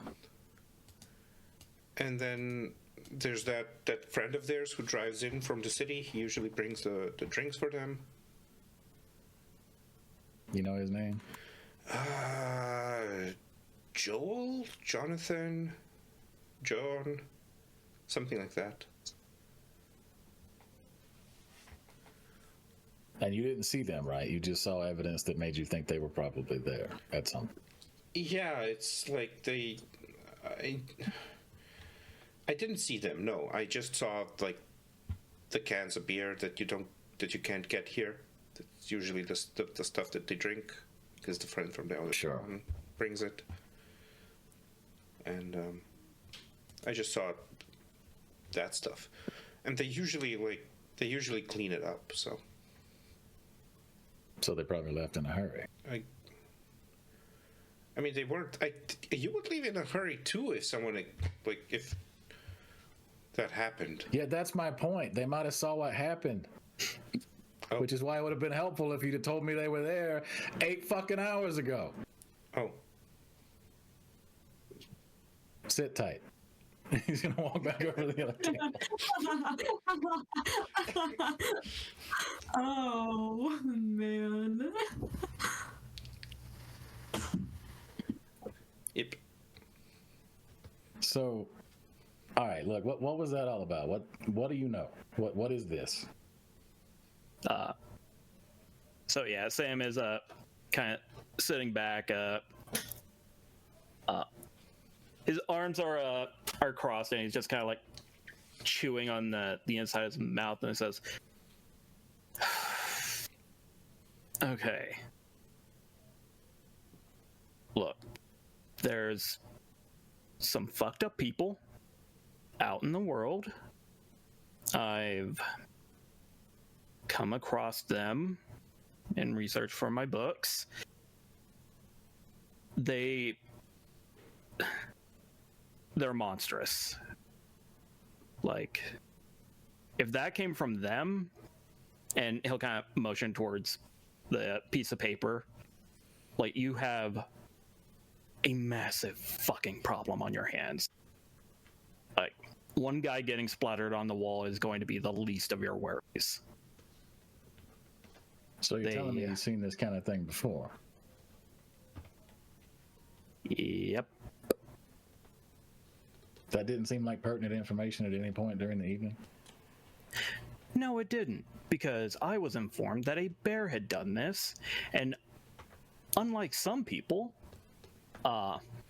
he would motion towards the reporter, but she is not here. Just a general. Unlike some people, I prefer. Yeah. Gonna be at if she's not. Yeah. Unlike some people, I like to think that there are rational explanations for things. Coming from you. A wild animal could have destroyed this man. The missing bones, sure, they're weird, but you're not gonna find a whole carcass out in the woods. The only thing I thought was weird was nobody said that they saw any tracks. Yeah. So these horrible people that you know about, they got names, locations? Oh, they don't have locations. Anything vaguely more specific than some of those people? He'll kind of grit his teeth and say, Flo Sanguinis, it's they're a cult. They love human sacrifices. It's their favorite thing to do. They want to resurrect some kind of vampiric blood god, and you gotta force them out if they get somewhere. They're not gonna just finish up and leave. They've got to be exterminated. So how did you first become aware of this cult, these folks, what they do? He'll look up, make eye contact with them, and say, research. Does this have anything first to do book, you with should check out. Yeah, I might at this point. Is this in any way connected to what I'm told is a drug bust? Was probably not a drug bust that involved you and your friend Alex as children? He will look at you and just say, I don't believe I have to answer anything if I'm not being accused of anything. Or You don't have to. It's just gonna be Dang. mighty damn suspicious if you don't. Dang, my guy really said I plead the fifth at the wrong time.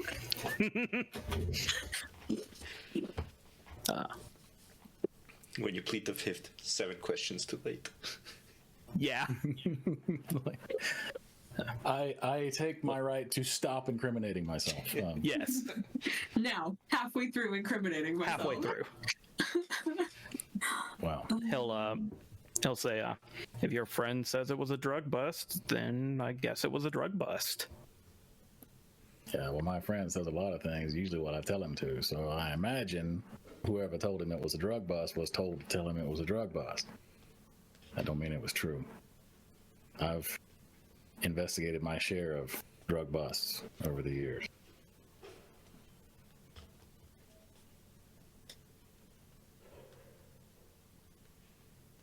Does the name James Flinta mean anything to you? Does it? Let me double check my notes.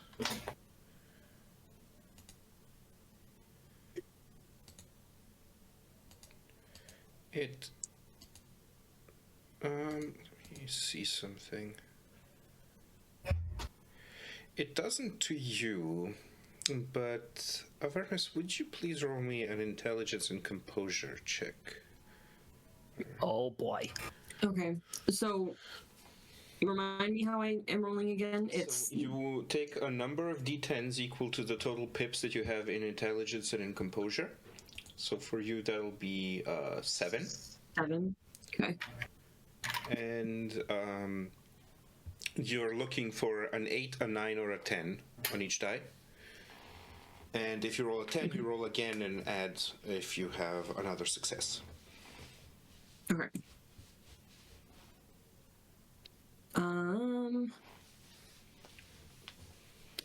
7, 6, 5, 7, 2, 6. Yeah, that's a nice old critical fail. Okay. Amazing, wonderful. Thank you so much, D&D Dice Roller, for failing me.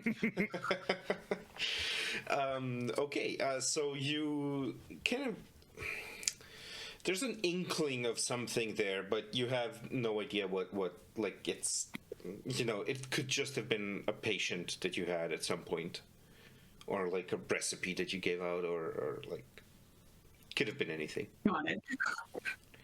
Amazing, Just wonderful. had to deal with Cool. so many names with people coming and, like, you know, test. Again, Avernus is the only doctor in this town. Not just this town, like in general, from his entire life. How are you supposed to expect this poor kid to remember all these names? This poor grad student. Let's see if you guys have luck. Listen, he might be the prodigy, but that doesn't mean he's going to remember. No. Actually, because he's the prodigy, he's not going to remember names. What Yeah. prodigy has ever Yeah. remembered names versus their work? Yeah, gifted kid how this syndrome works. right over here. Yeah, exactly. Billy, however, who has still been sitting at this table and listening to you guys, pipes up and says, "Did you say Flinter?" Yeah, why? You know somebody with that name? I mean, that's my aunt married a guy named Flinter. Your father's sister? Yes, my aunt. Well, there are multiple ways to have an aunt. He seems confused. Interesting. Really, the answer to the question, yes. Do you happen to know his first name? Her husband is. I think it was Benjamin, something like that. And your aunt's first name was what again? Annabelle.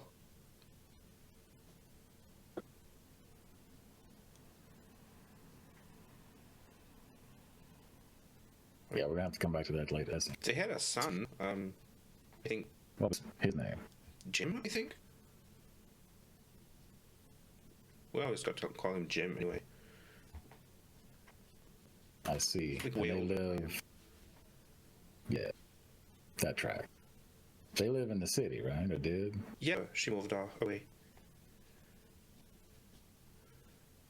That's why Dad had to stay for the mill. Right, to take care of the shutdown sawmill. Well, it wasn't always shut down. Sure. Why do they still keep the sawmill? It's just sitting there. Like, I'm surprised they haven't been sued for somebody stumbling in there and falling down and cutting themselves or something. Grandma just want to get rid of it. So, I also don't know of any lawyers that are in this town that could There's no lawyers in this town. that could take that case. That's your worst nightmare. The tourists come in, they get hurt. They bring in big city lawyers, and who's going to defend Podunk Money or whoever? I mean, it's never happened. Yeah, I don't know the sawmill is still there. It's a fire hazard. It's a safety hazard. It doesn't make any sense. He looks at you as if the entire forest is a fire hazard. Yeah, but forests burn down and people don't tend to get trapped inside them. I mean, it can happen, but collapsing on you, full of subblades and shit. What are you, a fucking forest ranger? What do you do? He kind of like stops and looks at you and says, I mean, I just kind of, I'm here. That's deep and depressing. We got a lot of money out of the sawmill, and there's still savings from that, and we just sort of, I guess we're just sort of here. I wasn't allowed to leave. Well, wow. No, How old are you? I'm 35. Who's not allowing you to leave? You're a grown-ass man. Well, no, I mean leave when I wanted to, and I kind of don't have anything to get a job with. So it's sort Well, of you don't need a job, you got money. yeah, but they wouldn't give money if I left. Oh, I see. Yeah, it's a pretty.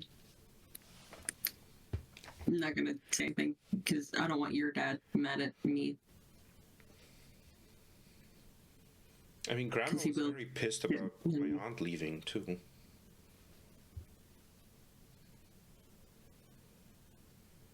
I suppose old folks are set in their ways. Yeah, no one was very happy about me leaving. So While they're all having this this conversation, Yeah. can Sam sneak away? Can certainly try. I would like to try. I am going to need a roll from all three of you. Sam will be rolling stealth and dexterity. Not bad. And That's 3. Avernus and Joe will be rolling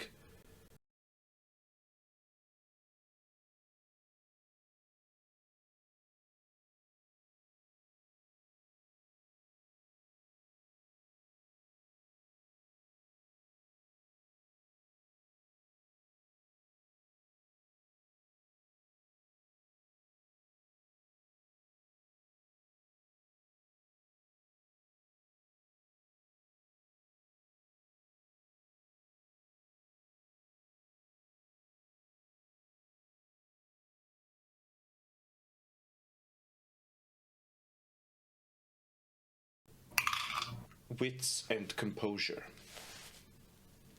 I got an 8. So, 1 success. 1 success. Okay. Oh, I thought you meant 8 successes. I was like, damn. That's Yeah, get hacked, everyone. Let's see. 3, 8. I am the knight. Sam probably does like the thing from the Asterix and Obelix movie where she goes like, "Now you see me, no you don't. Now you see me, no you don't." That she's gone. I got. Judging on our 8. rolls, 1 might just do it. Oh no. I got an 8 and a 10, so that's 2 successes. Okay, and you Well, you can re-roll the 10. Okay, hang on. I How got I'm going 1 to do that success. okay, I'll do this and then I'll do this. Or you can just roll another 10. 9. 9. So another success. Yep. So you get 3 successes. And Joe? I had 1. 1 success. I had 1. I have to do this on a D&D dice roller online because I don't Oh, yeah. have that many dice. Oh yeah, I've just been rolling percentile dice and just re-rolling the Fair. I have. ones that fail. No, maybe I have enough if I bother to get up and grab them. That's fine. I forget that I've made myself like 3 sets of dice. Ooh. So, Sam, you're like you know how to use like momentary distractions to kind of move away. However, in this case, the focus is, even though they are talking amongst each other about Just Billy's too family, close to one another. there's just too much focus in this way too empty diner for you not to go unobserved. So while for the most part you're moving and kind of like shifting away is successful in that they don't notice any of the minute movements, the moment you actually kind of like start walking, the other two notice. You got somewhere to be, Steve? I sure do, Jacob. So, unless I'm charged for anything, I will head on out. No, sure, you're free to go. Just you are a person of interest at this point, so don't leave town. I mean, yeah, you're the only one who knows about the weird cult stuff. So like, we I mean, might it's need that and he's information. gone. At this point, you might get Okay, deputized, you great. might get arrested. Could go either way. Maybe you become a doctor's assistant. But yeah, and Hey, Duncan, he will the writers- definitely like try to go around a corner or just try to like get out of line of sight of the like street facing glass windows of the diner and try to make a beeline for the mill. Yep. Duncan, the writer's car, I'm pretty sure has expired plates. If you want to go ahead and put a boot on that. Oh my god! We have a boot. This poor kid is like, "Where's the you hear boot?" the little like of the radio, and then a silence, and then again, and then gotcha, chief. Thanks. I just imagine this poor kid being like, "We have a boot? Where do we have a boot?" I mean, more like It's like in one of the cars, but he doesn't know manual where. for it. Yeah, right. I would like to restate my earlier statement of this poor kid deserves a promotion. And he'll never get it. No. Nope.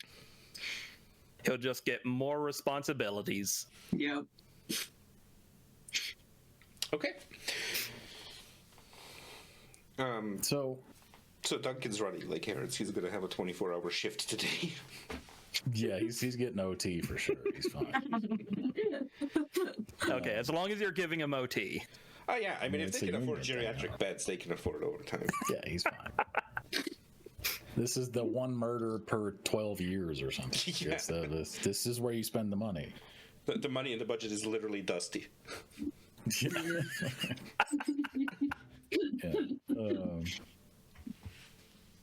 Did that seem strange to you? No, yeah, Very that was- upset. Yeah, and left in quite a hurry. And did not mention going back home either to, do his job, which, where else would he need to go for his job? He's a writer. That was really weird and kind of Call concerning. that a job? They just don't do that. I mean, like, I don't know. personally, I wouldn't. Yeah. Really, but he makes some money from it, I guess. He has multiple books that's out, fine. so it's He's just not on the successful. clock, is my point. I see. Does a writer ever go off the clock? I thought that wasn't a thing that happened with writers. I know nothing about this, so I went the I need to go- exact opposite. I need to go Really? question this kid. Do you remember the name of the kid behind the bar? Brought you the coffee? I'm terrible. No. Yes, same. I don't even know if I've ever asked his name since I got back home. I should do that. I don't know. Is there anything else you can tell me about how fucked up Billy's family is before I get any deeper into that? Hey, Nothing personal. You seem lovely. Not anything that would pertain at this very moment, no. Yeah, fair enough. Still not to ask. Everybody's revealing weird shit tonight. Is it a full moon? Yeah. I really hope not. All right, and so then he will get up to go question the kid behind the bar. so just for my own kind of like keeping track, what happened in this entire interaction with the piece of paper? Joe has it. I believe- Too. Yeah, Yeah. Okay, fair. he's got it back. Chain of command and evidence, guys. Okay, so you I'm go. totally thrown out the window. As soon as Joe walks away, Avernus just gonna like look over at Billy just like very slowly and just go, I covered for you. We are going to have a major talk. Because what the fuck, man? I Don't give me that. don't Because what the fuck? I don't know. I don't know what's happening. Yeah, well, you have to first assume something strange has happened with your sawmill, dude. Shut up, he's still here. He can't hear us whispering. That's why I said we needed to talk later. Which is definitely gonna happen, because what the fuck, man? Don't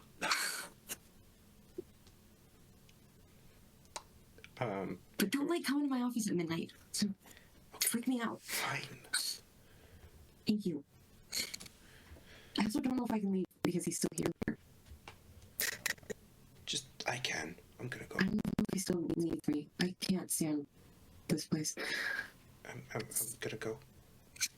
Takes a giant, like, never-ending sip of coffee. He's trying to drown himself in it. Slurping for minutes. So Billy gets up and like Joe, as you're going towards the kid behind the bar, Billy kind of like goes over and then he kind of stops for a moment and then comes over to you and says, I gotta go home, but come by if you have any more questions, I guess. Sure. Appreciate it. Yeah. Bye. He just goes away. The one person I'm convinced isn't leaving town. That's fair. It's like, one murder happens, nobody reacts. The sheriff starts asking questions. The town goes empty. Yeah, right. Except for the one family who might be the most suspicious. The one family where Don't worry about that. Obviously. So yeah, you come up to the bar and the kid's like still there. I honestly, as a storyteller, do not remember if I gave the kid a name, so we're just gonna call him. I don't think you did. Yeah. I think it was just the Not the kid waiter behind the kid. bar. Probably. Yeah. I'm wise like that and work towards my future self. So we're just gonna call him Henry from now on. Amazing. And Henry is behind the bar, notes. tending to the 4 coffee machines. One of them is just labeled And when I Avernus. say he is tending to them, I mean he is standing and watching them percolate the filter coffee into the jugs. I worked at a Waffle House. I know that feeling. Oh, is that the existential dread part of that Yeah. job? Is hearing it. I only ever worked one place in the food service industry, and the coffee place I worked at, we didn't have that many coffee pots, so because it was a Starbucks. Mm. So I didn't realize that that's how you guys did existential dread. Yeah. Hey, can I get let me get some eggs and bacon, extra bacon. Yeah, you got it, Chief. Just go. Listen, what's your name again? Henry. Yeah, that's right. You hang out with Anna and those folks over there, right? Yeah, we do. Yeah. What's that friend of yours? I see him come in from the city every once in a while. What's his name? Was it Joel? Jay something? Oh, Joel. Joel? Yeah. Joel. What's he up to? Is he in town? Nah, if he comes by for the weekend. Was he here this weekend? You hear a crash as a kind of the little carriers that they have for like the coffee station, basically with like the milk and sugar and stuff, just kind of like drops to the ground.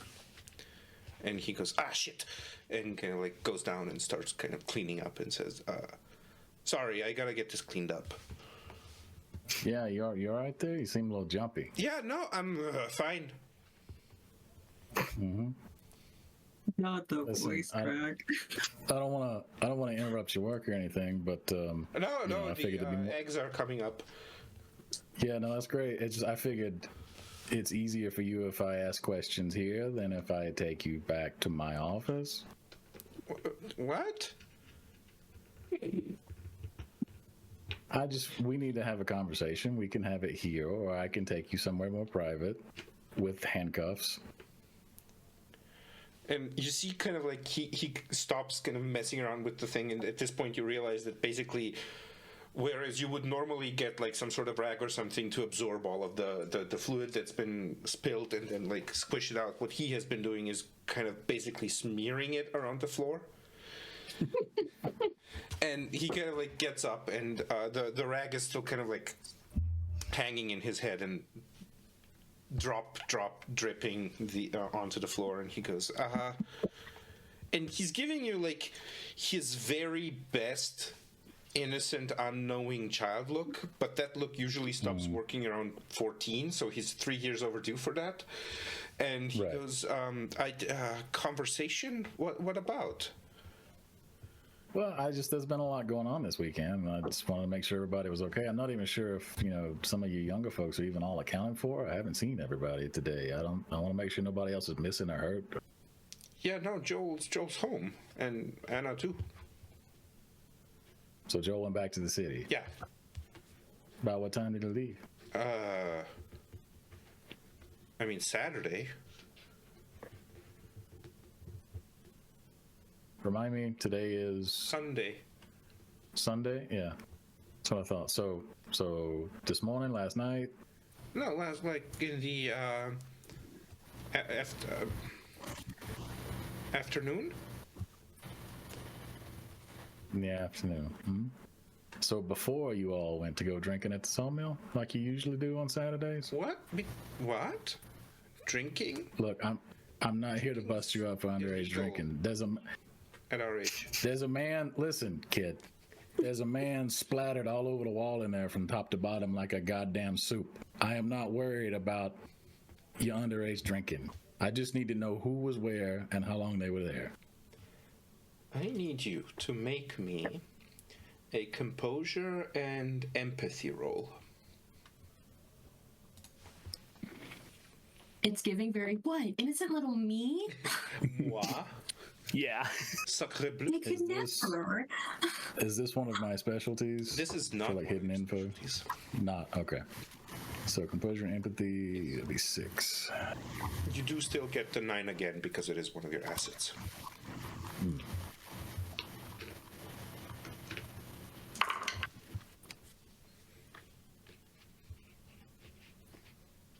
One.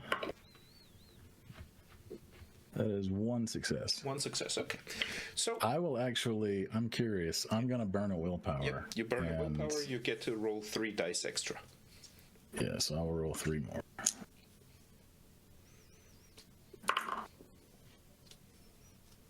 That is 1 more success. Excellent. 2 successes.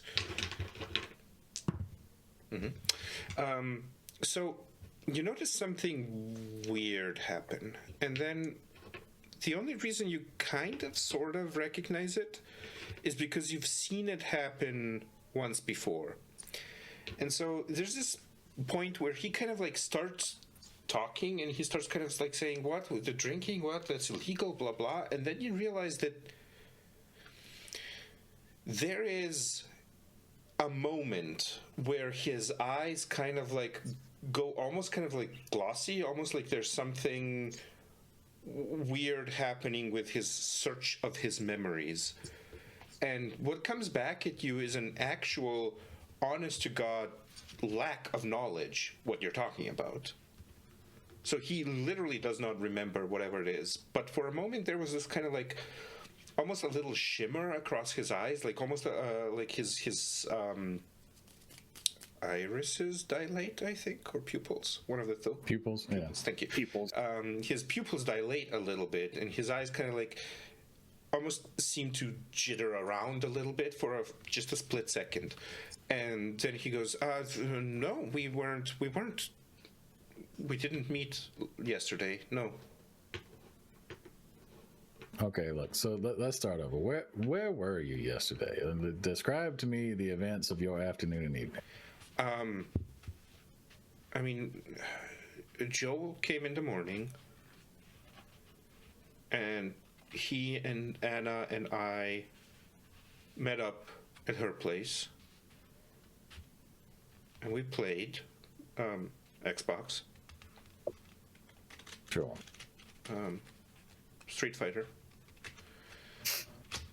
6? 5? No, it's 2017. 4? Super Alpha. We played Mortal Kombat, the original. Street Fighter, and Anna's mom made lunch. It was pizza. It was really good pizza. Anna's mom makes really good pizza. That sounds good. And then we played some more, and then we went out. Where'd you go? Well, we went to the hut. By the sawmill. Yeah, the guest hut. It's kind of a cool place to hang out. Yeah. And well, we got, I guess, into a little bit of trouble because Billy's mom kind of caught us. At the hut. Yeah. What time was this? 6, 7 in the afternoon, maybe. Okay. So what happened when you got caught by Billy's mom? Well, she was pissed that we were around, and then we tried to explain to her that there's, like, Joel went and Joel really stood up to her and went, like, there's nowhere else to hang out in here. He said, like, Devil's Crack or something like that. And Yeah, that's right. and then they talked, and then she just said that maybe we should pick up some books and read. And then she let us stay there, and she just said not to make a mess. So she went from being very angry that you were there to letting you stay and hang out. Yeah, I guess. Interesting. Yeah. So then what happened? Well, then, well, Joe came back in, and we continued, like, just hanging around and talking. You know, the game where you ask if you would rather, like, do one thing or the other, but both are kind of bad.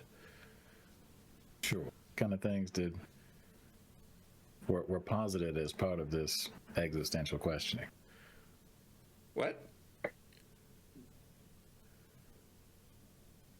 He literally doesn't understand you. Anything particularly unusual that anybody asked during this game No, that it was you just wouldn't have like normally the usual expected? stuff. You know, would you rather, like, can I say, I don't, like, have relations with a cow or like be relationed by a horse. Right. And we got Just gonna start taking notes. Fucking podunk ass town. and then he says, and then Joel got this like book out, and he said it was like some cool thing that they were doing now in the city, and it was like Books? well, no, but like magic. Magic. But he was like very insistent on calling it like I don't know why, but he really wanted us to say it in a way that made you like he kept making us repeat the word magic until it sounded like we were saying it with a CK at the end.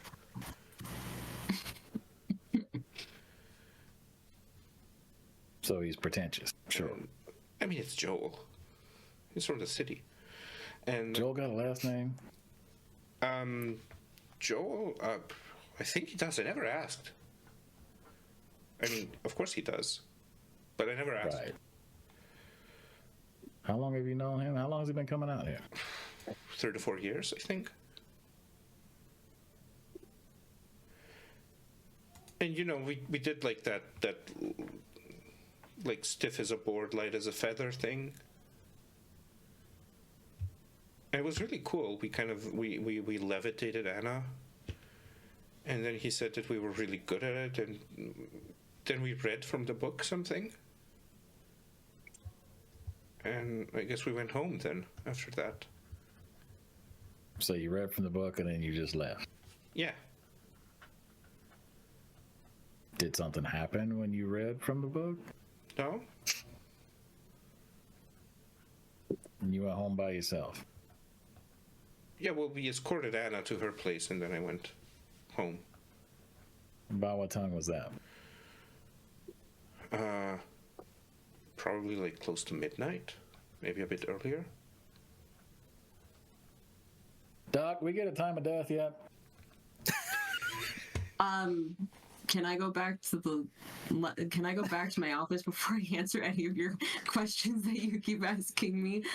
If it would expedite the answers, then yeah, sure. Cool. Yeah, I'll go do that then. Yep. Vernus is very quickly going to leave before any more questions can be asked of him. While he's not near any of his equipment. Some random diner next to you just goes, "Oh, excuse me, I have this boil." Nope, too busy. Sorry, gotta go. And yeah, you go back to your office. You have received kind of like an update on the information, and the time of death, because that was explicitly asked, is placed to somewhere roughly after midnight, like early in the night hours, so to speak. Other than that, some traces of other DNA were found in what you have sent. However, they were found, and this only comes to your mind because you have seen this type of blood work before, but it is shrugged away as like a weird artifact of like the imperfection of like doing this digitization thing. Okay. The time of death on Alexi. Wow, I keep thinking, oh boy. Can you tell I'm a part of that campaign way too much? What? Nah. Vernus will probably just like text that information to Joe. Just be like, okay, time of death shortly after midnight. That definitely goes to Duncan because Joe doesn't have his personal phone attached to anything work related, so Duncan will have to relay that information. Poor Duncan. Yeah, Vernus is just texting whatever number was given to her to contact, the officers Absolutely. in town since they work so closely together. Doesn't care who's answering. It's just like, yep, this is time of death. I'm gonna continue working now. Okay, bye. Right. At some point, so let's take a small pause there. Sam, what are you doing in the meantime? So yeah, he is heading towards the old sawmill. Yep. You get there. Enough, unless you want to do anything on. Okay. No, if anything happens, I mentioned that he's a chain smoker, so I'm sure he has some source of fire on him. Oh yeah. But yeah, he is, let's see. Yeah, he has larceny marked, so he's gonna do some light crime and, check out this crime scene.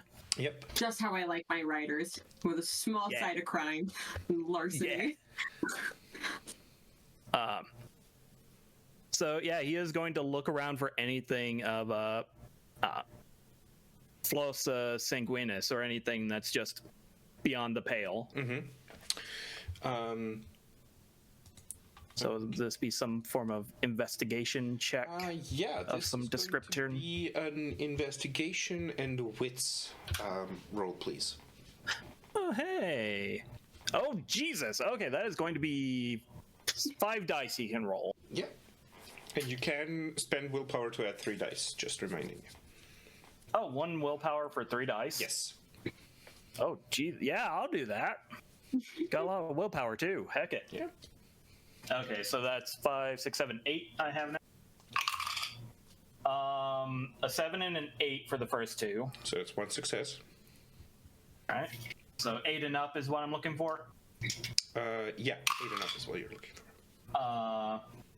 A 9, so 1 more success. Mhm. An 8, so 1 more success. Mhm. And last set, another 8, so 1 more That's success. 4 successes. Alrighty. So you kind of like start looking around, and the place is obviously very much a mess. You do realize that there was like a part of this crime scene was there was a start of like brushing stuff away and cleaning it up. So this was probably like the point where Rutherford just went in and went like, I'm gonna clean this shit before the police came and said, no, you're not. It's gruesome. The scene is horrifying.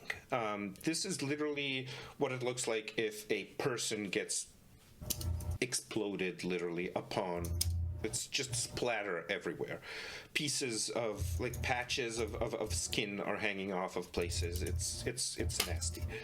And as you're kind of like looking around, you know, because you've seen the things that are related to Floss Sanguinis before, you know what you're looking for. And you're aware that it's going to take a little bit of messing with the crime scene to get to it, just because of where the likely locations of this stuff are. Are you going to do that, or are you going to leave the scene untouched? Give me 1 second. I gotta plug my headphones in because they are screaming at me that they are going to die. Me too. Something in common. Okay, so hopefully I can That's still like your hear. character. I cannot still hear. It's coming out of my thing. Okay. Oh wait, no, I got an aux cable somewhere I can use for this nonsense. Stand by while we have some technical difficulties, folks. Got aux cables. Thing. And now a word from our sponsors. Are you bored of the podunk life? Do you wish for some excitement? Have you Some of tried that city magic. demonic summoning?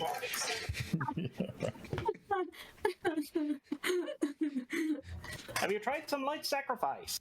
Call Hey, now, but the- 0800 666. I put this in the Discord, but for the audience who will be watching this, I just want to say nobody in this goddamn town has any respect for the investigative process. This is a living nightmare for a forensic scientist. This is just like literally everyone's DNA is everywhere all of the time. Do you think the police are going to have a hard time? No. The forensic scientist who has to separate all this DNA from each other. So is anybody getting an echo from Discord from my end? I mean, I can hear that we're coming through speakers or something, but it's not like Yeah, like a faint echo. Yeah. it's not feeding back or anything. Okay, give me 1 minute. I think my cable is in the other one. That's fine. Well, we can use that moment to get back to the scene. So you've just got you actually just get a notification from Duncan, like, Chief. The doctor says time of death was sometime after midnight. Yeah, that tracks. All right, thanks, Duncan. So I'll just continue talking to Henry. So just so I'm clear on the timeline, you guys left around midnight, or you got home around midnight? I don't really remember exactly. Was anybody awake when you got home? No. So they wouldn't know what time you came in. I guess not. No. You talked to Anna today? We've texted. She doing all right? She's feeling a bit under the weather, she said. Let's see. Because she got a cold or something. I don't know. Didn't text me until later in the day. So I guess she was just here.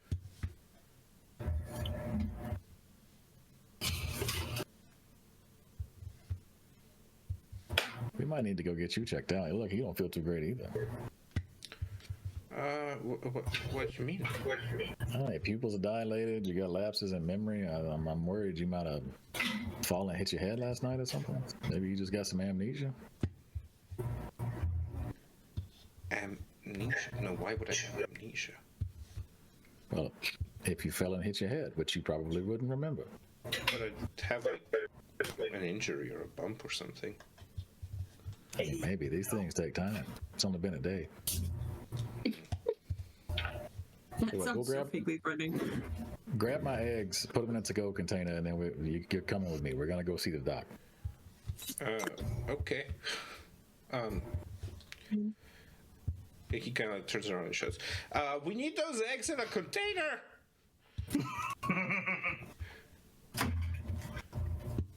And he kind of like goes and gets his jacket, and by the time he gets his jacket, he's got the egg. He's got your eggs and bacon with extra bacon in a to-go Oh, yeah. container.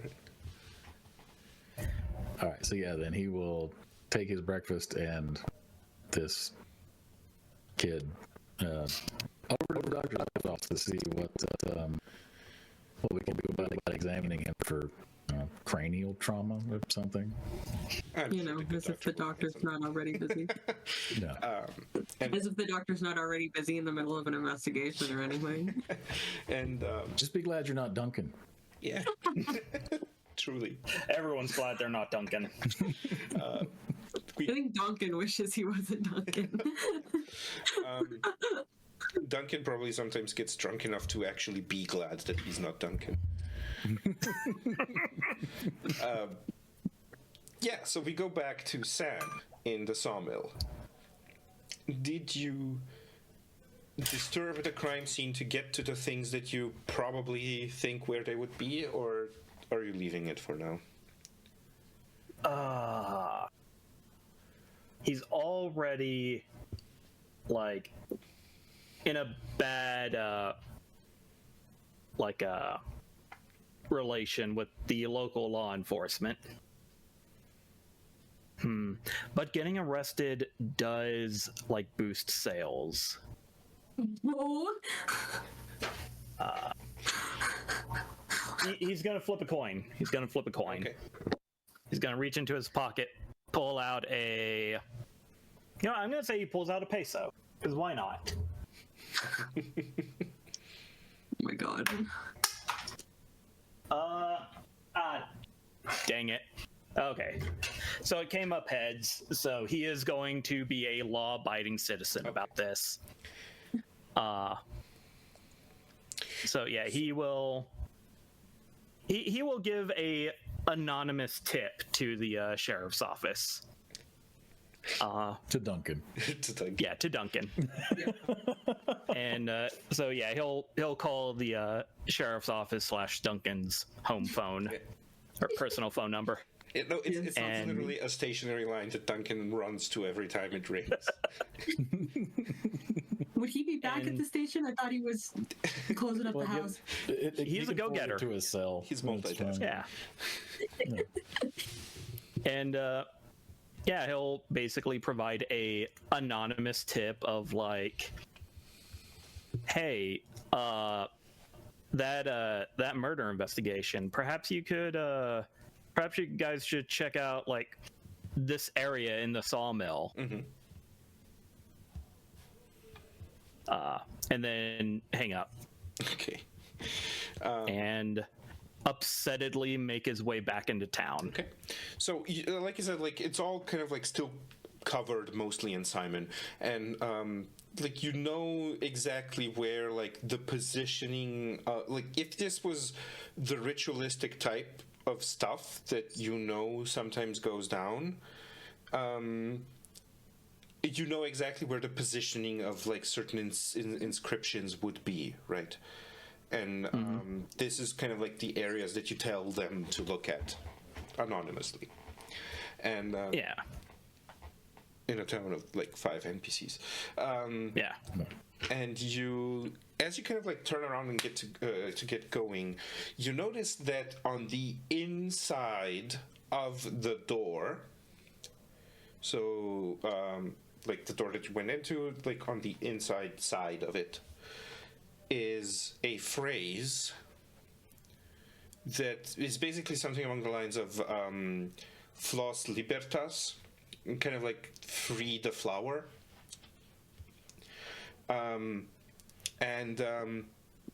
This phrase, you know, to be related to like specifically the end stadiums of whatever this ritual is supposed to be. So it's like once it is successful, this kind of like becomes a triggering phrase.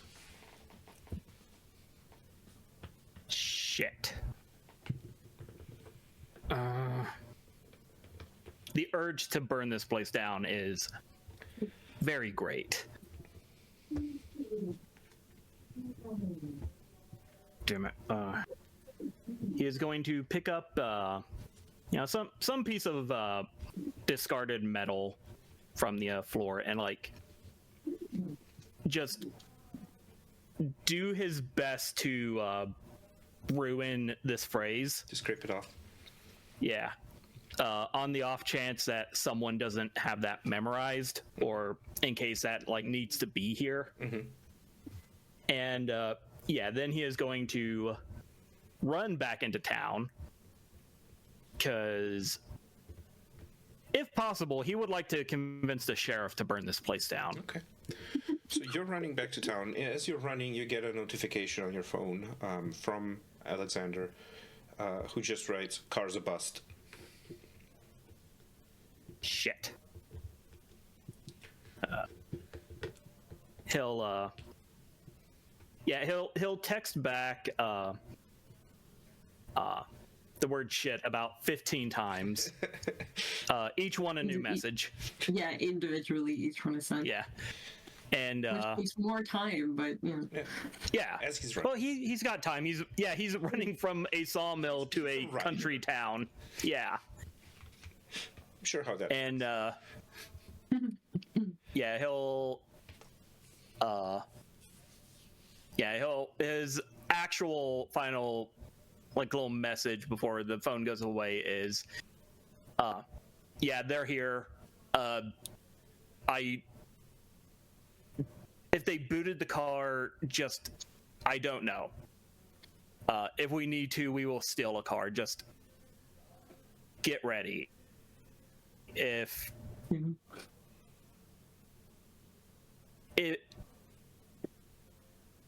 you can find my lockpicking kit, like try to get the boot off. If not, maybe we'll grab a car. You get a thumbs up reaction to your message. Yeah. And you're just in the running. meantime, the sheriff is with Henry in the doctor's office. That peace and quiet did not last long. No, it did not. And Avernus is silently grumbling about it the entire time too. So it's like, can't even get to fucking moment to look over at any evidence. As he's doing an examination, just muttering complaints to himself nonstop. So what do we learn, Doc? Good job on the time of death, by the way. Duncan called me. Oh yeah, I forgot he's in charge of the phones. Yeah. You really should give that poor kid a raise or something. I mean, take it up with the mayor. You think the mayor listens to me? I don't think the mayor even likes me. He likes I left town. I don't think the mayor likes me very much. I mean, There's you a came mayor. back. Not very willingly. We're gonna talk about that later. Look, I'd rather we don't. these kids were up by the sawmill last night, and this one, his pupils were dilating funny. He seemed to be having a hard time remembering everything they did. I don't know if they did some, drugs or something, or if somebody cracked him upside the head. We don't do drugs. Like, you got bigger problems right now. Also, I can do a drug test if you want. Getting the results of that is going to take a while. And I don't know if you have that time. Professional opinion. I give him a look. See if he said that the other friend was feeling ill today. She slept all day and said she didn't feel good. I don't know. It might be something going around. Hopefully, it doesn't make you explode. I'm not making any house calls today. Fine. And then starts, I guess, a base examination. Give me a intelligence and medicine roll. So for you, that's 9 dice. 9. Lovely. Hang on just a second. Okay, let's see. 1, 2, 3, 4. Okay, that is 5 successes. One of them is a 10, though, so I'm going to re-roll that one. And that's a 1. So 5 successes. 5 successes. Excellent. The successes. I can talk. Trust me, when you play this game a lot, it happens a lot. The successes are a thing. So you kind of like investigate. You investigate him. Not the sheriff has been doing that. You examine him and you kind of ask specific questions. You know what you're looking for. You kind of like perform a relatively thorough examination as much as you can without actually testing parts of him, and you conclude that he definitely seems to have some sort of short-term memory loss. There is, but it's almost like a combination of both physically induced memory loss and a trauma response. So whatever has happened, this is like a very strange type of influence. Like usually these things don't really come that combined together. This is like he's displaying, like he's ticking off too many boxes, if that makes sense. Like they shouldn't all light up. Okay. Use all of the metaphors of the world. I think as Avernus is doing the examination, the grumbling slowly just starts to stop as everything just starts to get weirder. And then, like, when Avernus finishes, he's kind of like just stands there for a moment, and then looks over at Joe and is like, "There's no easy way to explain this, so I'm just gonna somehow." This seems to be both a physically induced memory loss and also a trauma response, which I've been working in medicine and health for a while now, and I have never really seen something like this before, like ever. I don't know how to explain why this is happening because it's never happened before. He has no physical injuries that could have induced short-term memory loss. He just has physically induced and trauma response to something, memory loss. So, like, Joe's just like chewing on bacon this whole time while you're examining him. Next to the Simon soup. Yep. So As you're one saying he does. saw some scary shit and then got conked on the head at the same time, except there's no marks from being conked on the head. Yeah.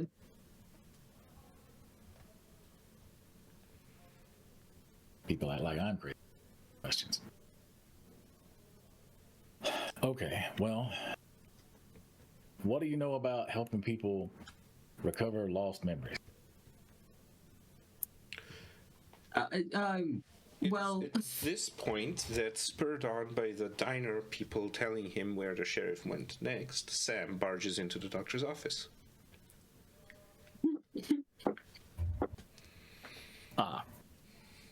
So when he was talking to, oh god, what was his name? Pete, Percy, Philip. Philip? Like Philip wasn't being like hush hush quiet about like, oh yeah, nah, those kids over there are the ones that go hang out in the. Okay. So. Yeah. Sam's going to see the sheriff. Open his mouth like he's about to say something. See Henry just snap towards him and say, "You stupid little shit, do you know what you're doing?" No, he doesn't. That's the problem. Somebody drugged his ass or something. What? God, I don't think this damn is it. drugs. Well, it's not the best drugs. It's the best explanation. I don't got anything else. Yeah, drugs doesn't do this. That's not how drugs work. All right, look, kid, just go back to work. You're fine. Just don't go anywhere. No, get out of town. They're going to kill you. No, Don't leave town. Don't who's listen to gonna- him. What? Kill me? He writes books. Don't listen to him. You're fine.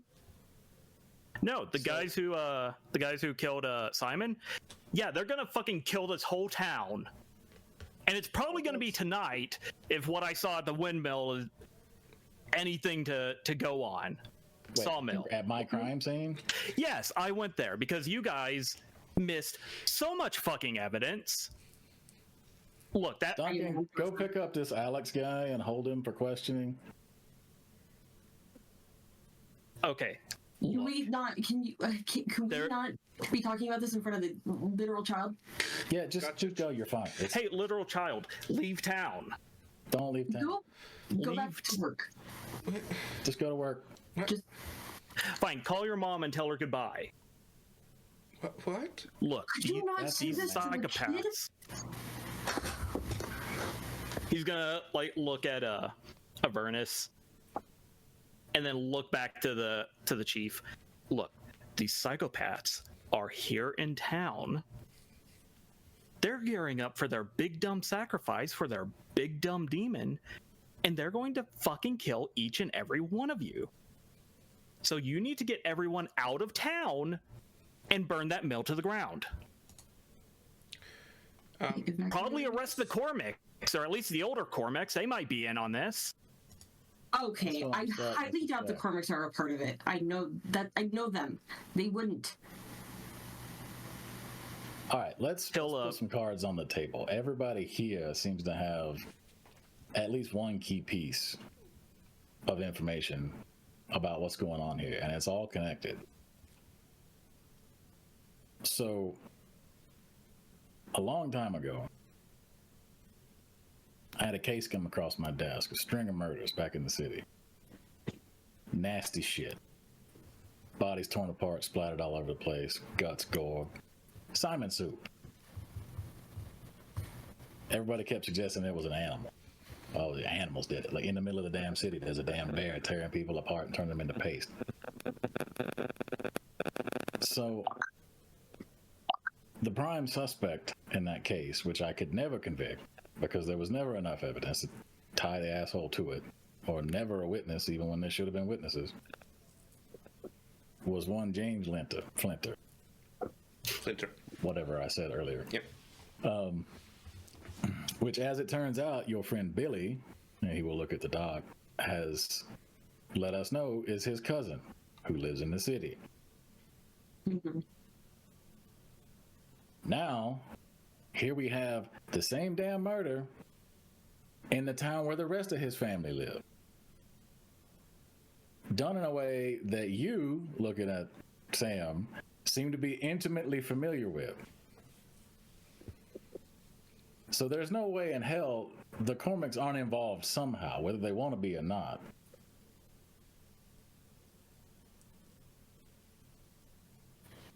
Sam's gonna cross his arms and grit his teeth and say, it wasn't a drug bust. My family were some of these psychopaths, which is why I know that they are going to try and kill each and every one of you. You need to leave. You need to get everyone out of town, burn that mill to the ground, and hope to God they don't come after you all. I see the problem with that is they just move on and do it somewhere else. Yeah, and they won't do it to you, or me, Listen, or anyone here. I might not want to be in this sweaty butt crack of a hole in the wall town, but it's my sweaty butt crack of a hole in the wall town, and nobody walks in here and starts fucking sacrificing people. They will. You do not know how terrifying these people are. Oh, I got it. They are true fanatics. They believe all this bullshit they're spouting. So here's the other wrinkle in this whole thing. There's this kid Joel from the city. He's the one that has the book. He had the kids help do some magic tricks with it. And now they can't remember shit. Or at least this one can't, that just left. And the other Henry's one... actually still standing there. Dude, go to work! Leave my office. The grown-ups are talking. Okay. And he kind of like, Goodbye, Henry. bye. And he turns around and starts to leave your office, and like right in the hallway, he like goes, "Oh, sorry." You expecting company? No. I'm in the middle of a forensic investigation. Obviously, I'm not expecting anybody. Nobody's made appointments. I've not scheduled any appointments. Sam's gonna roll his eyes. Miss Journalist, are you there? And kind of like stepping around the corner, you see Billy Cormac. Oh. You he says, "No, sorry." He looks at Avernus and says, "You said I should come talk to you, but I guess this is not a good time." This is No, it's a great time. Come on in. This is a fantastic this time, is a really Billy. bad time. Billy, please, Billy, go home. Billy, No, go home. come on in. It's fine. We should have a chat. We were all just talking about you. It's great. It's perfect timing. About me? Well, not you specifically, your family. Oh, what about them? Well, I mean, they're important folks around here. And I guess. so anyway, as we were saying, people come and clean cards on the table. Doc, why would a talented physician like yourself come running back to a hole-in-the-wall ass town on the behest of one singular childhood friend?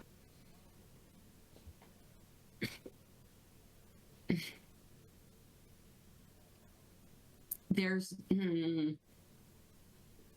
Avernus is like very much like struggling for words because one, there's no easy way to explain the situation, and two, because the Cormac family is their friend, his friend, like his friends, and like practically grew up and was raised by them. Like, so he's not like eager to like spill all the family secrets. So he's struggling for words, and then looks over at Billy and is like, I don't know how to get either of us out of this situation. Is it the bad blood? Yeah. Billy, honestly, I don't know what else it could be right now. Sam Okay. is going to slowly turn at Billy when he says that. I'm sorry. I tried to find any other solution. What do you mean by bad blood? It's just kind of, I guess people say it's kind of like just the thing we Cormacs say, but it's like Grandma was always like insistent on like that we have bad blood, basically, and that's why bad and weird stuff happens around us. Your grandma is. Worse, I Is guess. she on your dad's side or your mom's side? She's on my just a second, I gotta check. She's on my dad's side. She's a Cormac. He's gonna turn to a Joe and say, "Yeah, I think the Cormets are gonna be the ones that get killed." What, killed? What? Why? So wait, they're not in on it. They're victims. I think they might be future victims. Yeah. Victims? Look, the Ordo Flo Sanguinis. That sound familiar to you, buddy? Yeah, checks out. So, or your little magic man who splattered the dude, what'd you say, 10 years ago? He married into Yes, this family? No, he's there. Billy's dad has a sister who moved to the city, got married, and had a kid. My prime suspect turns out to likely be that child, based on the description that Billy gave earlier. Okay. So if he's doing that, and this family has bad blood, he's probably... Look, the Sanguinis is blood, okay? Makes sense. Extenuate. They are obsessed with blood. If their family saying is, oh, we've got bad blood, they're probably going to be the ones who get sacrificed.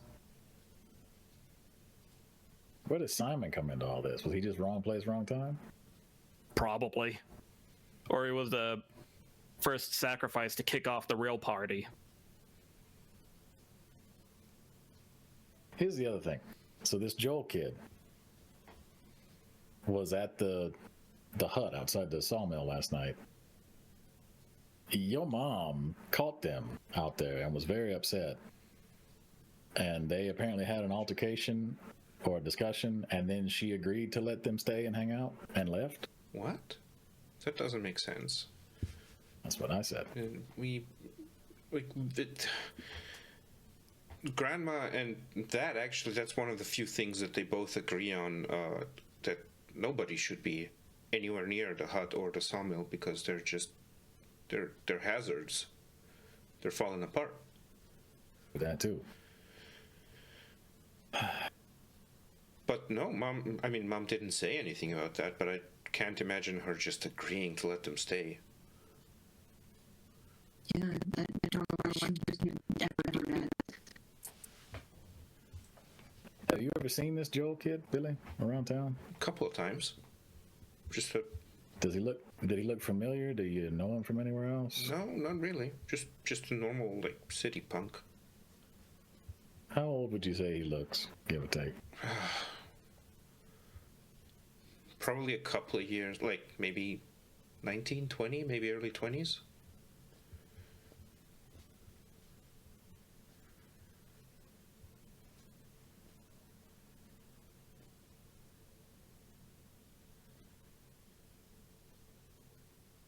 Well, is there anything else you'd like to enlighten us with, Doc, about this whole situation? Are you suspecting the kids of doing that to Simon? No, not directly, but the problem is they probably saw it and they don't seem to remember it. Huh. Yeah, they do like to hide their tracks. I mean, you could probably... Where's your mom from? My mom's from... I mean, a bit away, like, not... She's from, like, a ways away. Like, the, upstate.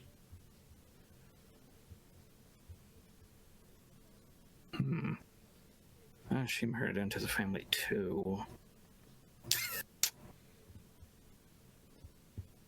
Yeah, Grandma was not happy about that.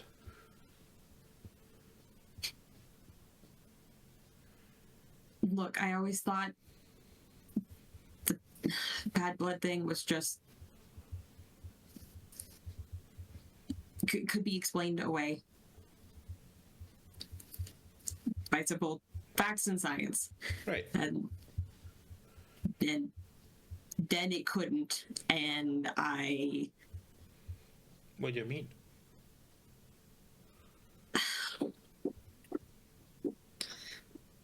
Billy, when I got back to town, I tested some of your blood. Yeah.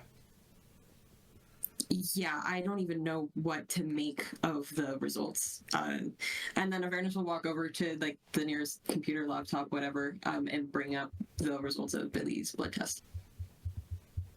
He like looks at it. And goes, I mean, it's just splotches. Yeah, not normal scientific ones though. This is like the results of this can't be explained by science, and so What's wrong with it? I don't even know. I don't know. I go by facts and science and things that can be explained logically, and this can't, so I don't even know. Here, just look at the results yourself and see if you can make anything of it, because I certainly can't. So, as a horror writer Yes. who does research in this and has a background with this cult, is there anything I can roll to be like, huh? Let's see if you can roll anything to be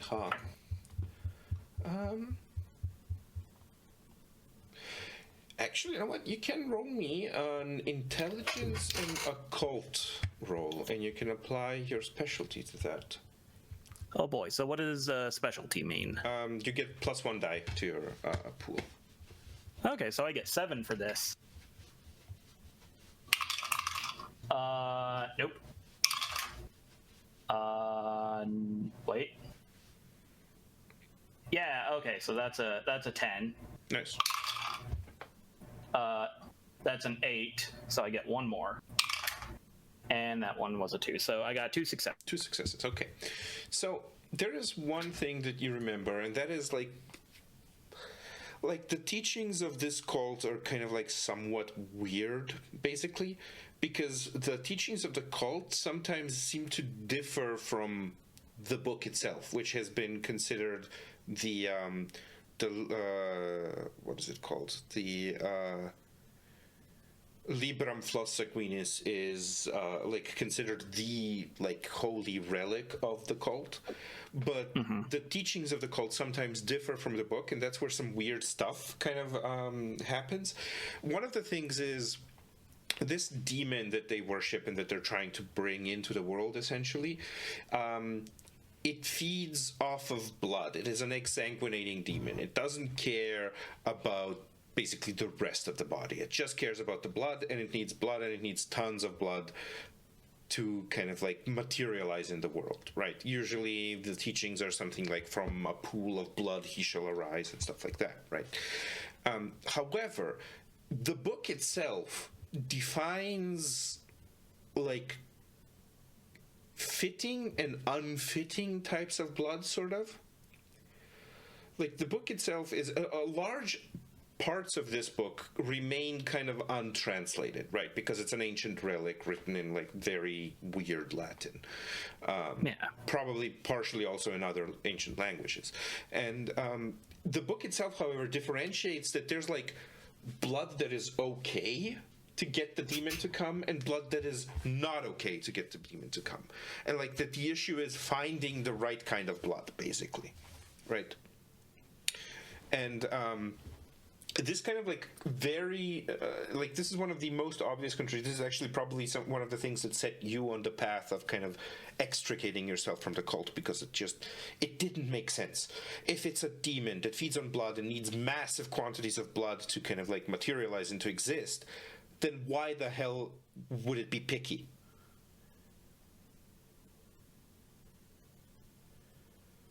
And kind of like looking at this, you kind of like realize what's going, because like you're not really that medically versed. You don't know what all of these results mean, but there is definitely a very strong kind of difference between whatever Billy's blood results are and what other blood results are, which look kind of like the same as many that you have kind of looked up or looked your own, on your own, like your own stuff when you were getting checkups and stuff. And there's like, and this is Avernus for you. It's just kind of like it is literally very strange and very difficult to pinpoint, but it's almost like the blood that you got off of Billy that has like these strange attributes seems to be like, when you look at the results, like the chart results and everything, there is absolutely impossible, like it is impossible to get conclusive determination of what blood type it is. It seems to be like almost like it shifts because you ran many tests and every time a different blood type came back. And at the same time, it seems like on the graphs themselves, it almost seems like Billy's blood is kind of like darker and fuller, and there's more of it, and it's less, the shapes of the splotches are kind of like less regular, basically. Like usually it'll form a circle eventually, but this one just doesn't.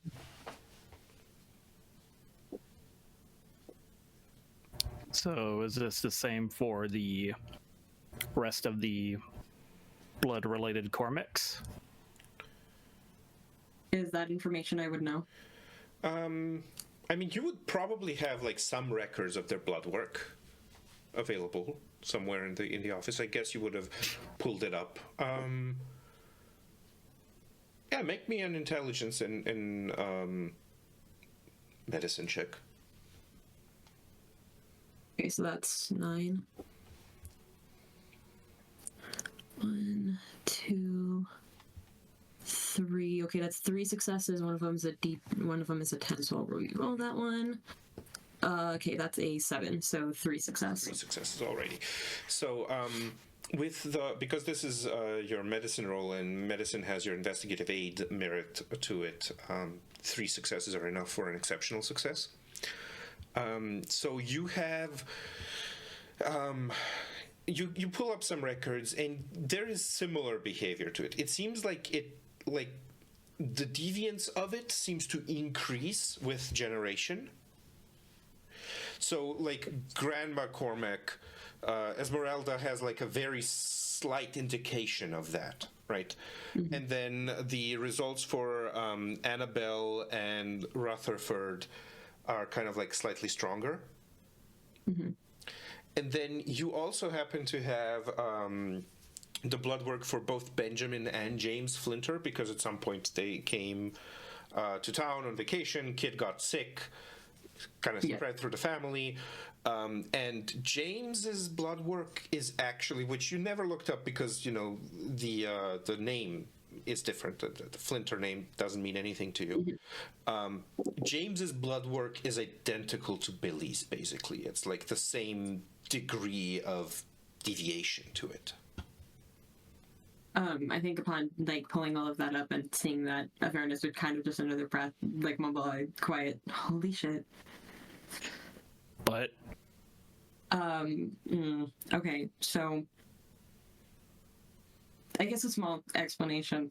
I left to pursue medicine because of this whole bad blood thing. I didn't want to believe it, and so I wanted to find a way to disprove it, and that is why I left and pursued medicine and pharmacy and you know,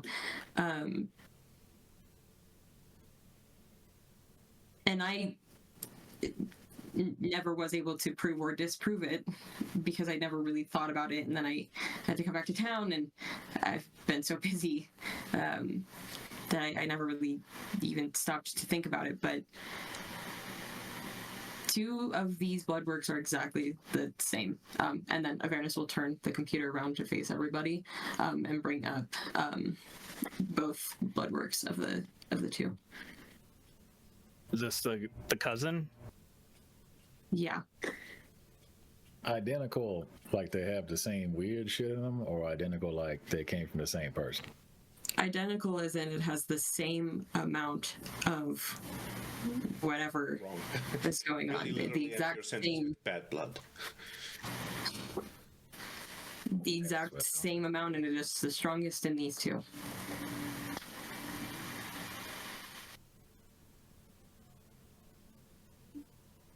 You said he was a lot older than you, right, Billy? Jim? James? Yeah, he's I think 15 years older than I am. He's like, should be like 15 now.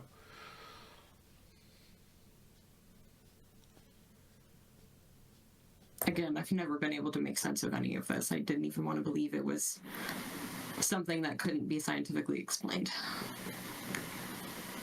I was convinced he did it. Everything pointed to that son of a bitch. People thought I was crazy.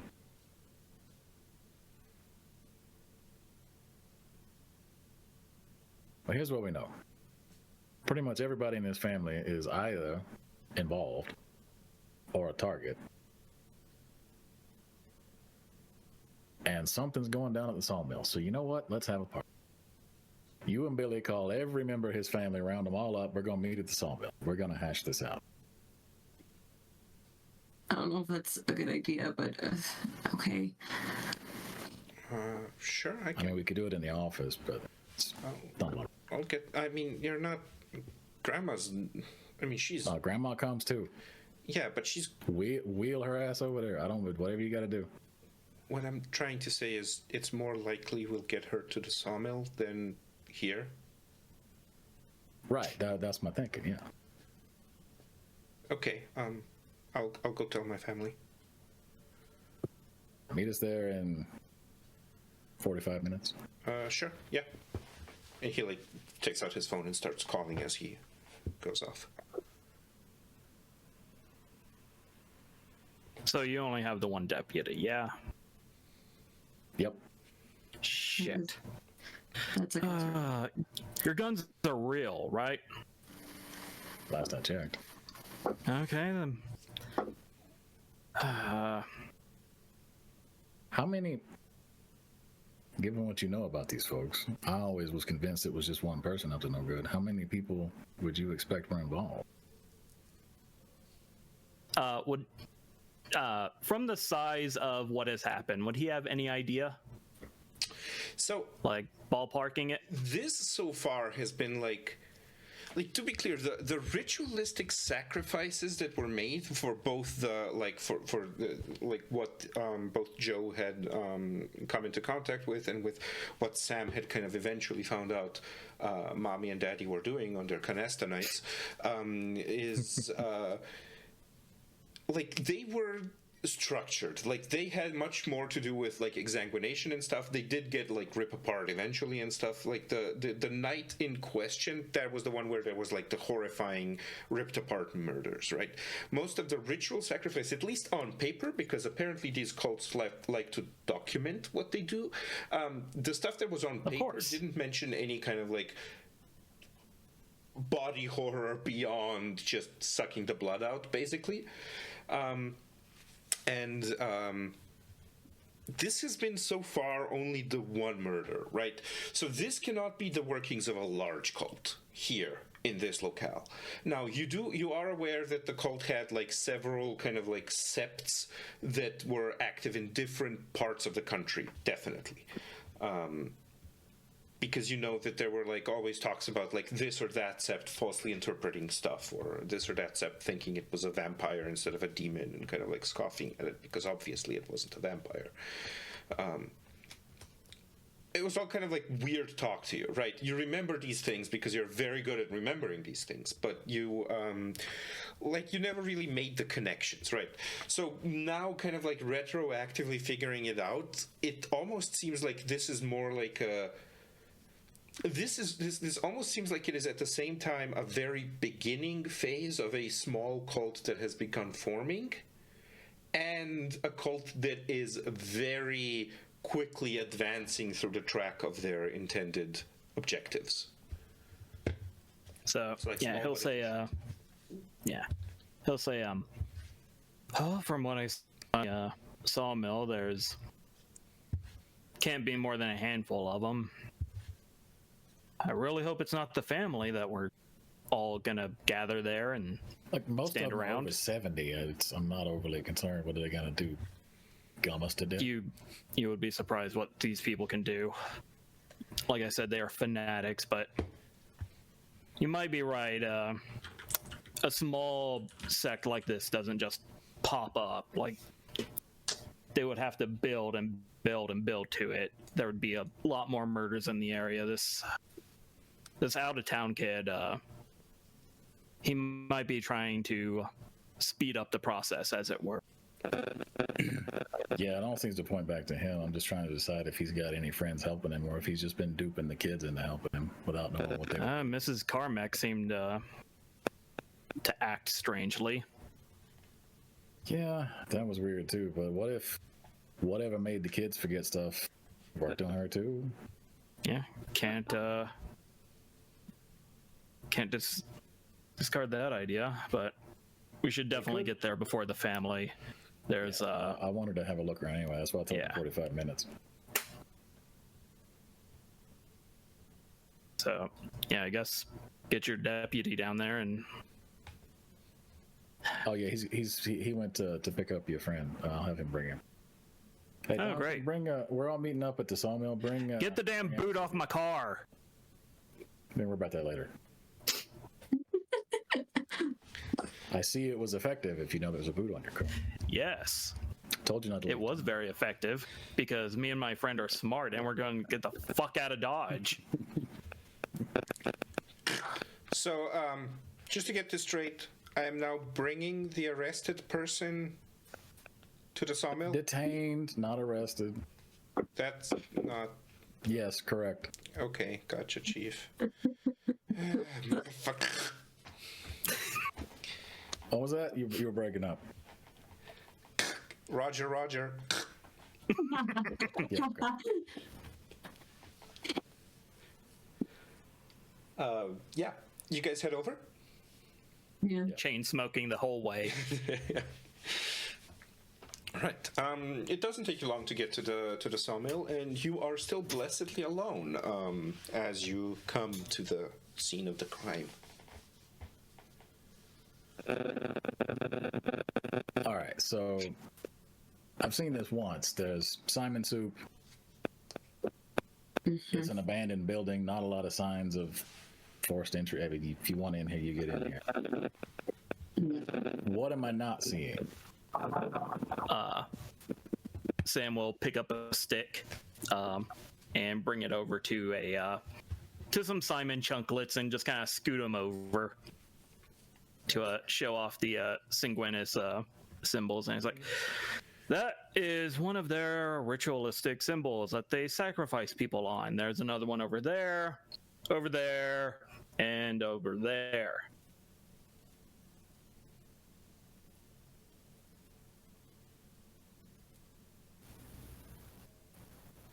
So, granted, wouldn't expect the elderly to, climbing up and down ladders all night to scratch these into their own property, but like I said, these people are psychotic. That's true. Although, as much pain as they seem to keep to, like, A, not get rid of this place, and B, keep people out of it, they were either trying very hard and failing to hide what they were doing here, or they would be really stupid to do it in their own backyard, basically. At this point, Duncan and Alexandra arrive because Duncan just took the police car. While there's no direct approach directly to the sawmill, because a lot of the area that's been deforested for the sawmill has started being reclaimed by nature, they're relatively close. You can get relatively close with the car, and he comes in. Brought the friend, Chief. Yeah, I appreciate that. That's Alexandra's we're all miserable. Yeah, so is Sam. we appreciate your cooperation. We just needed to have all minds involved. There's a lot going on. Duncan, have you seen that reporter lady since earlier today, whatever time it is? Yeah, she's been knocking on the police station all the while. Figures. Bothered me many times. All right, well, nothing we can do about that. I want you to hang out here with us. Just we're about to get together. I've invited the entire Cormac family up here. Oh, okay. They seem to either know something about what's going on or potentially be a target. It's kind of 50-50. Either way, I figured having them all here is either we'll get a confession or somebody will try to kill them and we'll catch them. But Yeah, Sam will be lighting up another cigarette and be like, yeah, Maybe we'll summon a demon. Or yeah, let's not do that part. Yeah. So while Not we're sort of conversing and waiting on people to get here, Joe will do another deeper look at the crime scene now that he's not just looking for like murder signs and body bits, but like cult activity and anything they might have left behind to identify perpetrators. Okay. Yeah. You can roll me a. You can choose whether you want to roll an wits and investigation or a wits and occult. Okay. Would this count as a crime scene investigation? Definitely. Yes. Well, Is there any kind of like help action in the system? We can create one. I'm sure there is some kind of help action. Okay. So how would you like to help? Just kind of like with his history with the cult being like, yeah, no, there. Yeah, if there's any more cult stuff, it would probably be in this little area. They like to hide them like under tables sometimes. Okay, so we're going to make you give me an intelligence and composure roll +2. All right, that is 5, 7. Nope. Nope. 1. Oh, that's a 10. Nice. Nope, wait. Yeah, that was a 10. Okay, so that rolls again.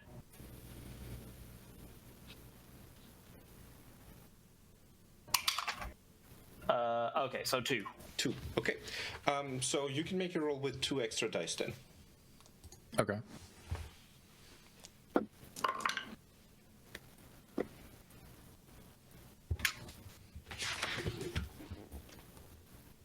Yeah, that didn't help much. I'm going to burn another willpower Yep.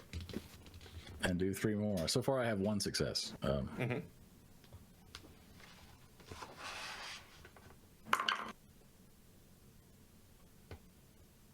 I have rolled so many 6s tonight. Yeah. I feel Yeah, that. 4 is my number of Oh, that was a choice. 10, though. All right, so that's 2. 3. So 3 successes. Nice. So as you were kind of like looking around, now you're at this point, you know, you've also given up on the idea of like the sanctity of a crime scene and getting forensics in there because obviously the doctor's not going to be able to do actual forensic stuff anytime soon. Not for lack of trying. Yeah, no, it's just like the sheer amount of like Avernus was trying very hard. It just wasn't going to happen. to treat because of the amount of coffee this town consumes. It's just insane. And So DNA, you can extract other DNA. Trying to not even compromise. Avernus is doing his best. It just doesn't work. No, it's absolutely. But at this point, Joe is also kind of like coming to terms with the fact that this is like so far beyond pristine and preserved that there's no point anymore. And you kind of like start moving stuff around, and you guys notice that Joe, like, he's literally this whole time never been affected by how grisly all of this is, how gruesome it is, and so this doesn't change much. Like, he literally like kicks bits and pieces apart, like shoves stuff around, like just dives into the scene basically. And you start noticing that there seem to be claw marks on specific, like on walls, on like door frames, on the floor. They're mostly covered up by, like, some of it has actually seems to have been like polished up a little bit, like almost as if there was an attempt to saw down the floor so that the claw marks were less visible. But these are definitely claw marks of something big. So almost kind of like as if someone were trying to hide the evidence of an actual bear attack. Well, I certainly wasn't expecting that. Now we're back to an animal? Does the cult usually use animals?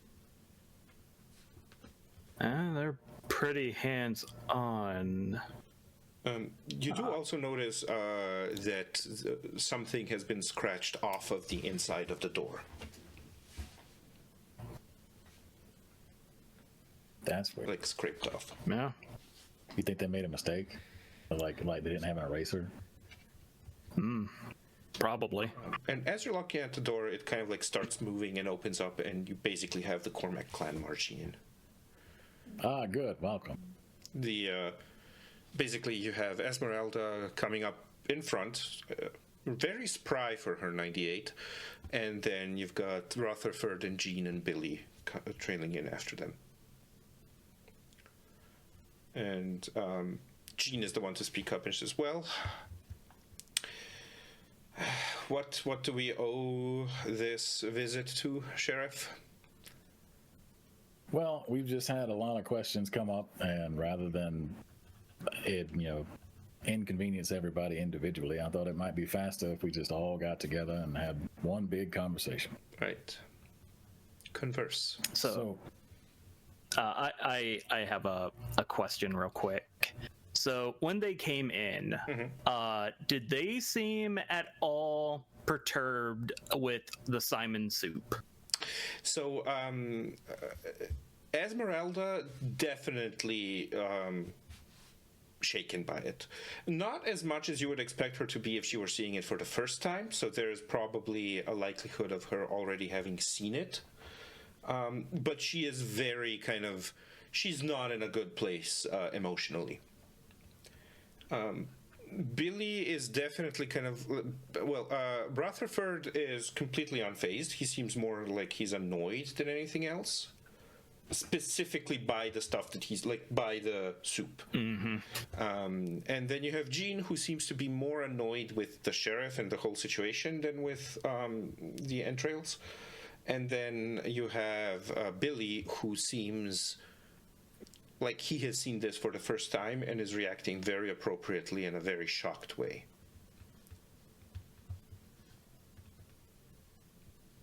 Okay. Yeah, so as you all know, something terrible happened last night. We're trying to get to the bottom of that.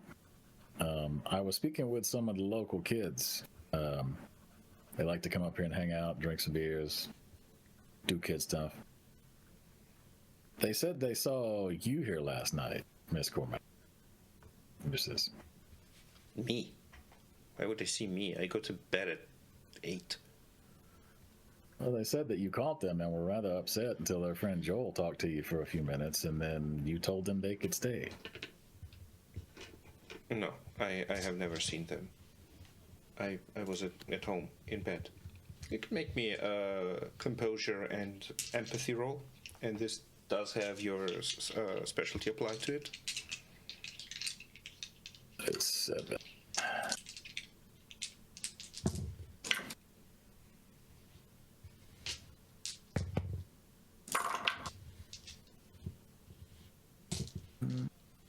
Two, 3, 4.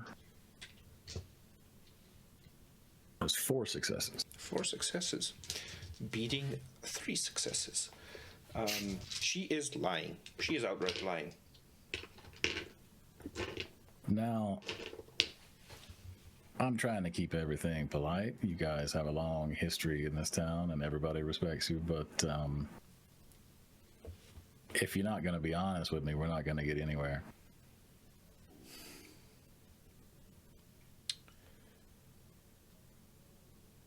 She kind of sighs, and you see Billy kind of like looking at her going, Mom? And Jean just kind of goes, fine. I saw them at the hut. I caught them being delinquents at the hut.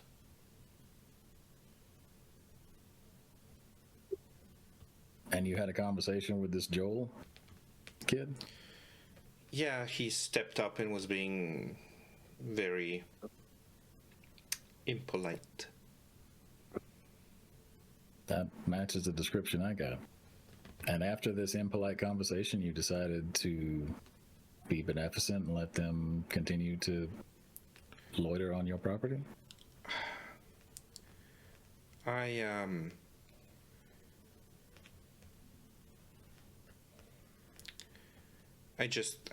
gave up. Just gave up and went home? No, I stayed close by trying to get them to, I wanted to try and scare them. And how did you try to do that? Well, I was planning on, on you having beaten her before, not gonna make you roll again. At the point where she said that she gave up is right about the point where she again starts lying. Look, we already have the information we need. I just needed to corroborate with you. But if you're not going to cooperate, Duncan, take Billy into custody. Charge him with first-degree murder. What? Hang on, wait a minute. You're just gonna accuse Billy? He didn't do this. You are not in possession of all of the evidence. I was hoping that his mother would be more forthcoming, but if she's gonna strong-arm us, then we're gonna have to operate on what information we have. There is an immediate kind of like reaction, visceral reaction. The grandma, she kind of like, she lets out a very kind of pained moan. The father kind of like immediately like steps up and says, "Hey, you can't do that. What do you think you're doing? You can't just command my household and my son like that." And Jean literally walks over to the door and slams it shut and turns around. And then there's a moment where she kind of like watches almost expectantly. And then she turns around and looks at the door.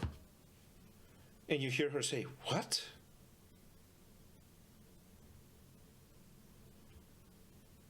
That was Something quite a missing, show. ma'am. And she turns around and looks at you. "Who are you?" I'm a writer.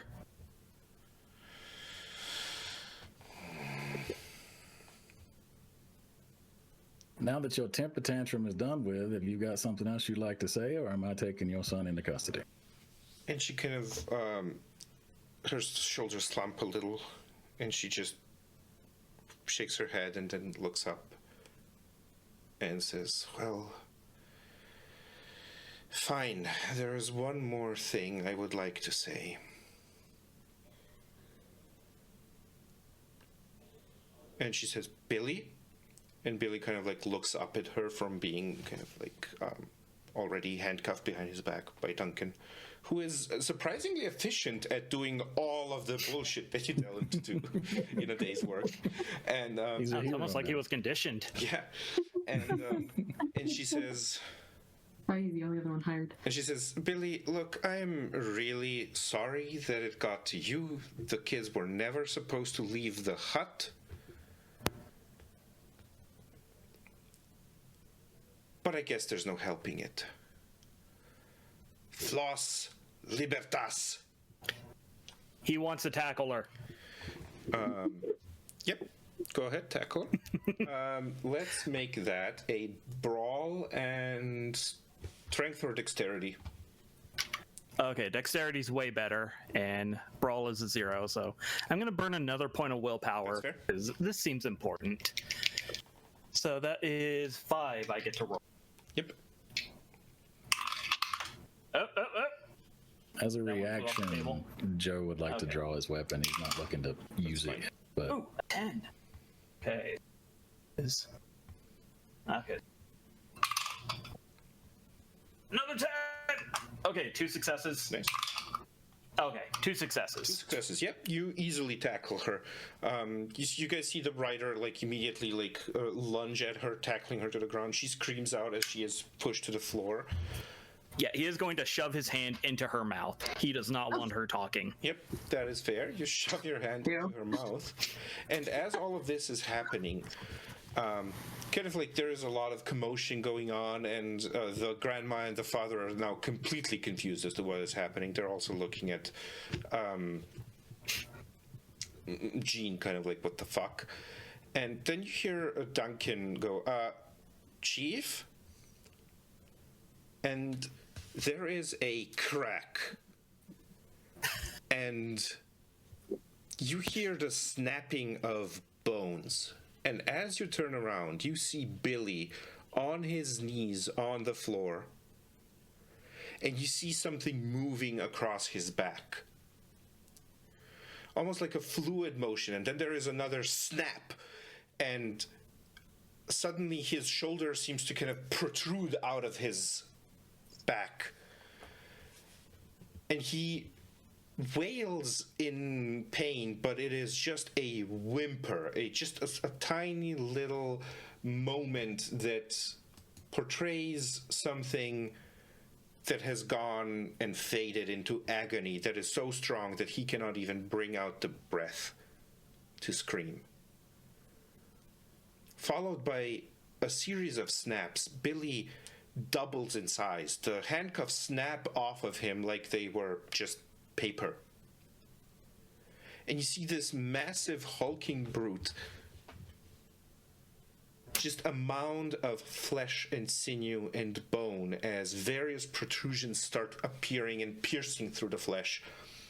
Spiked cartilaginous appendages that start appearing around this creature as it just looks at you. And what little humanity is left in Billy's eyes disappears as complete black voids fill up the sockets. And the creature roars. And as it does, it lashes out and just rips Duncan into two, from head to toe. No, Duncan! Not I don't Duncan. think He doesn't he's getting deserve that raise. Come on, man! He was a week away from retirement. No!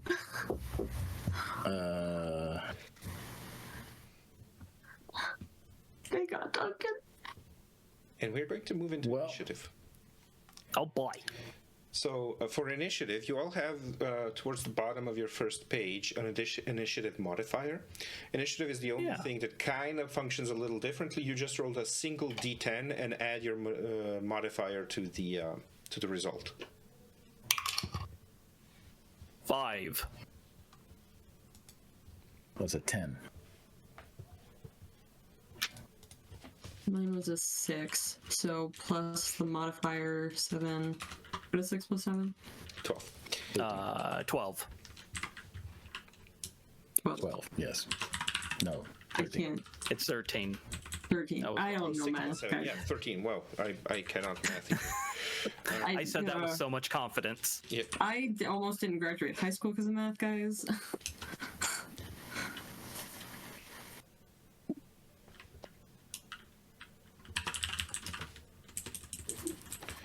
Alrighty. Poor grandma.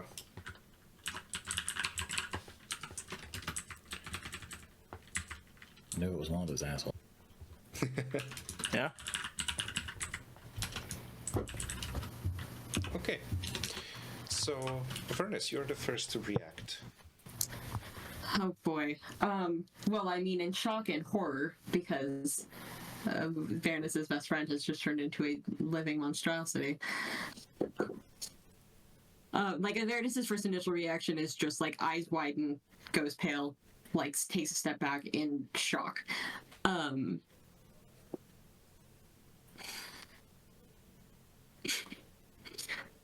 Looking at my attributes and going, oh god.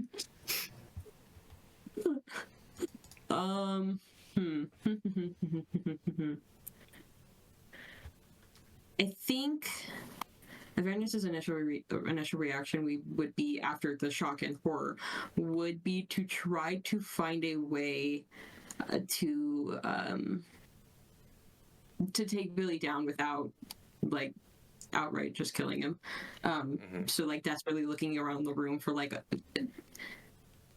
like not a weapon, but like something that could just like knock him out until they could fix the problem, which isn't going to happen. But you know, Avernus is not gonna. It's a very hopeful reaction. That's fine. Yeah, Avernus is like, I don't want to kill my best friend. What?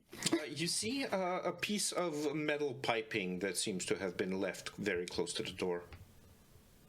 Okay, cool. Then Varanus will try to go grab it. Yeah, that's fine.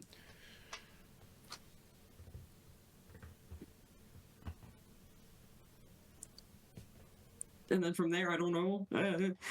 We can have him just be at the ready, hoping to find like some way. A different solution. Joe. As a free action, I would like to take a swig from my flask. Absolutely. No, that's fair. That's fair. No, absolutely. Yeah. Just fuck this fucking town. And then he is going to shoot on the move. He's going to shoot at Billy, and he's going to try and move over to where the writer and Jeanette or Jean were tussled up, because she clearly is up to something with whatever's going on here. Yep. So he'll take a shot and then move over there to prepare to probably try and like contain or corral Jean and keep her from making it worse or getting away or whatever. That's fine. You can make me a dexterity and firearms roll for shooting at the Billy. Though that is going to be dexterity plus firearms, and then +1 for your specialty, and then you have a -3 for Billy's defense. Okay. So that's 2, 5, -3, so it's 2. Yep.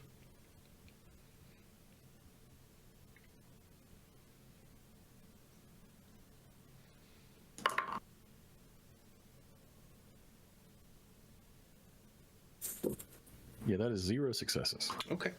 Yeah. As you're kind of like moving and going towards Jean and Sam, wrestling on the ground at the same time as this monster has appeared, you shoot, but just like the idea of, even though you're like you keep you keep your guts to yourself, but despite of that, seeing Duncan not do that has shaken you enough that your aim is a bit off, and you kind of like shoot to the side of the creature, and you get to where Sam and Jean are, and then we have Billy, who is going to attack. He is going to go after you, Joe. So your defense is 3. That is going to reduce his attack pool to 0. Not 0, but he actually rolls a dramatic failure. Oh, nice. And as he kind of like, he moves around, and you see him also kind of, he is now leaning more on the heavily muscled and elongated front arms. And he kind of jumps, he lunges at you with his arm extended, trying to kind of like go from the top to the bottom, and you see how his hand has now become just these 3 very thick claws, basically. And as he is kind of like going for you, your movement towards Sam and Jean end up with him immersing, like punching through the wood floor of the sawmill, and like he goes elbow deep in and is stuck for a moment there. And then that's Sam. Oh boy. So yeah, I was looking at all of my tags and stuff, and I was looking at illicit substances, and I was like, what's an illicit substance? And it's like, drugs. Okay. I can't think of any drugs that would help right now. There's not enough drugs in the world that can help this situation. No. Let's be honest. He is going to look at Joe and say, is there anything higher caliber in your cop car? That is a question for the storyteller. That would probably be like some sort like of a shotgun or something. Yeah. I mean, there's a scatter gun in the trunk. Okay, so Sam has a very stupid idea. So tell me if I would be allowed to do this. So his plan is to try and run around Billy to grab Duncan's gun and shout outside to Alex to get the shotgun from the car. Yeah, you can do that. Okay. Pretty easily, actually, because you can kind of like, it's gonna take you a little bit because you can you kind of like have to go a longer way around Billy just to account for more Billy being there. But he's currently stuck in the floor, so he can't really pursue you as such. Yeah. So you get to Duncan easily. You yell to Alex. Alex is going to run out when it's his turn, and you get the gun. Now this is all kind of like, it takes up most of your turn, but not all of it. So you can, if you want to, shoot at a half of your pool. Okay, well, half of his pool would probably be 1 dice.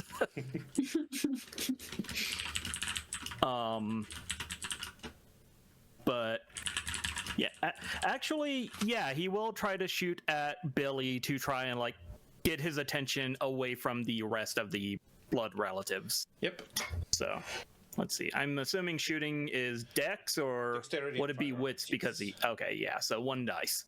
Well, I suppose if you're like trying to, you know what, I'm gonna make this even a bit easier. If you're like specifically not trying to hit him and instead trying to divert his attention, Yeah.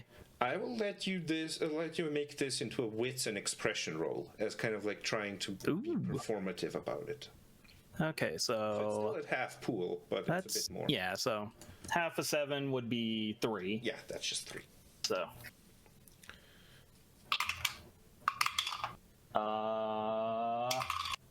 No successes. No successes. Alrighty. So you kind of like move around, you start kind of like shooting, but there's a lot of commotion going on, and the growling that Billy himself is kind of like letting out is kind of, he doesn't seem to be paying attention to the noise that you're making. Damn it.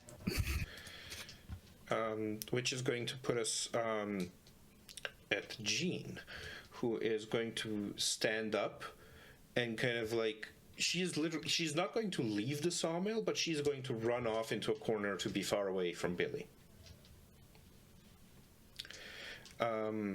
What? Don't you want to worship your god? She kind of like, she just looks at you and says, "Shut up!" And Rutherford is going to look at Jean, look at you, look at Billy, stare at Billy, and he is going to use his turn to be shocked. Understandable. Alex Fair. is immediately going to run out of the sawmill. And then we have Esmeralda, who kind of like takes a couple of steps back and begins muttering what you figure is probably like some sort of prayer. Yeah. To herself, Valid. clutching at like a chain that she has around her leg. Yeah. At least she didn't use her major action to have a heart attack. And then we have Avernus. Okay. Trying to figure out what I want to do. Because I'm looking at any of my things that could potentially be helpful, and they're all like so low. I think first off, Avernus is gonna like look over in the direction that Jean ran off into and went, "What the hell did you do to him, Jean?" Like very betrayed, very hurt. Gripping the like metal pipe in his hands, unsure of what to do with this thing. He is in fact just a doctor, guys. She screams, And then "It's not supposed to be him." what does that even mean? You know what? We'll talk about this after this is dealt with. And then I think Avernus will try to, I don't know, run up and try to knock Billy out, like by hitting him on the head or something, try to knock him unconscious so they don't have to kill him. Yeah, that's fine. So I will let you make this a strength and medicine roll. Okay, so that's Just 6. for the fact of you having a functioning grasp of anatomy and knowing like where to strike to knock people out. Okay, perfect. Yeah, because if that wasn't the case, I only have 1 for my strength, so that would have been bad. Okay, so that's 6. He said. So yeah, strength plus medicine would be 6, so you would have 5. No, yeah, you would have 6 dice. Those all failed. Oh no. So you run up and you kind of like swing this metal thing, and it kind of like it hits his head, but it almost like it feels almost like it goes through a relatively weak kind of like bit of cartilage, and it's just caught in a lot of just thick muscle. Ew. Yeah, that's gross. And he doesn't seem to like, he reacts in that his eyes kind of like, his head kind of like shifts towards you because you are now the closest. Oops. And that's gonna be Joe's turn. Yeah, so at this point, he still wants to shoot at Billy, but he's more concerned with wrangling Jean. So he's going to focus on getting to her and getting hands on her before. And then if he's got spare gas in the tank, he'll take a shot at Billy. But So- primary concern is getting in and Basically, the way grabbing her. that works is you can take multiple actions in a turn, but every action you take in a turn, kind of you use half of your pool Sure. for every action. So basically, if you want to like tackle her and shoot Billy, you would be doing both actions at half of your pool. Or if you want to just tackle her, you just do your full pool for tackling and Yeah. don't shoot. Yeah, so yeah, I think he would move and tackle her, and then just prepare to fire at Billy again, like maybe next go around. That's fair. That will be. Let's make that a dexterity and athletics roll. Okay. And that's going to be at a -3. Oh, well, that makes it a 0. No, wait a second. Yeah. So if it goes to 0, you always have like 1 die, but So you always have one. you always have Yeah. 1 die. But if you're reduced to a chance die, any failure is going to be a dramatic failure. Right. Okay. I think what I'll actually do is burn a willpower to bump that up so that it's not just 1. Yeah, that's fine. Then you're at 3. Yeah. So that'll put me, at 3.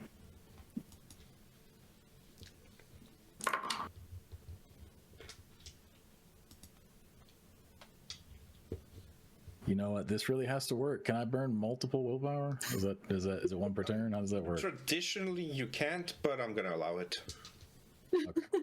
Because otherwise, that's still a dramatic failure. And that Oh my would be- god. Yeah.